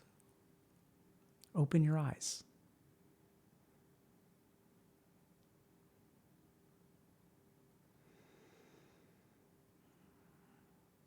So the cool thing about a practice like that is that you disappear. Right? Like we're back with the world. There's like stuff going on. You have to figure out who to raid. We're going to do announcements. You may be hungry. You got something to do today. It's the weekend. But for a few moments, you're just lost in the ocean of internal sound. And you stay there for a while and you listen to the waves for a while. And try to find what's beyond that. What's beyond that ocean? Is there true silence when the ocean of sound kind of disappears? What's left?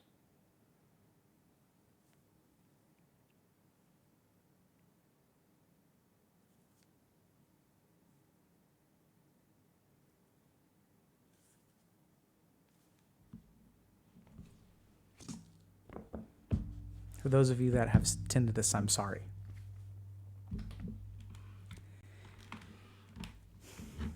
Okay, so a couple things. So we're out next week. Stay posted to our socials, especially Instagram, and you guys may get teasers of what we're up to. Week 3 of Month of Meditation is almost over, so we're going to go through repeat practices over the weekend. So check it out on Discord if y'all have missed it. And then last week is our month of meditation, and we'll be doing inquisitive meditation, some of my favorite. So we're going to be focused on things like neti neti, which is what am I? What is the self? It's not this, not this. So if y'all are interested in some of the more metaphysical or philosophical concepts of meditation, definitely join in next week. Because meditation is not really about philosophy. It's about an experience that then we will use philosophy to describe.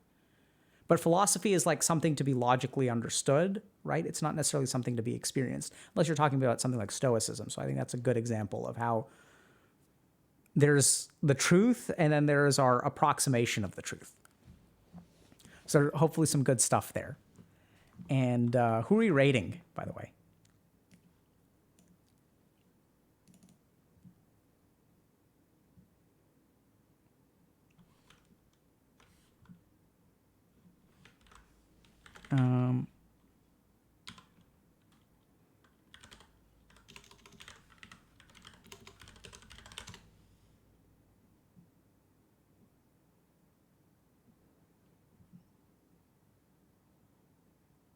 Okay.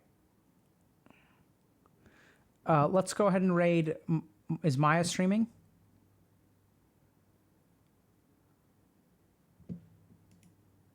Yep. We can raid. That's fine. People will seem to like Northern Lion a lot, so we'll raid. We'll raid Northern Lion. We'll raid Maya next time, okay? Oh, she's doing an art auction? Okay, let's do Maya then. She's doing some kind of charity thing. Cool. So check it out. We'll see y'all maybe week after next. Love y'all. Take care. GG. Adios.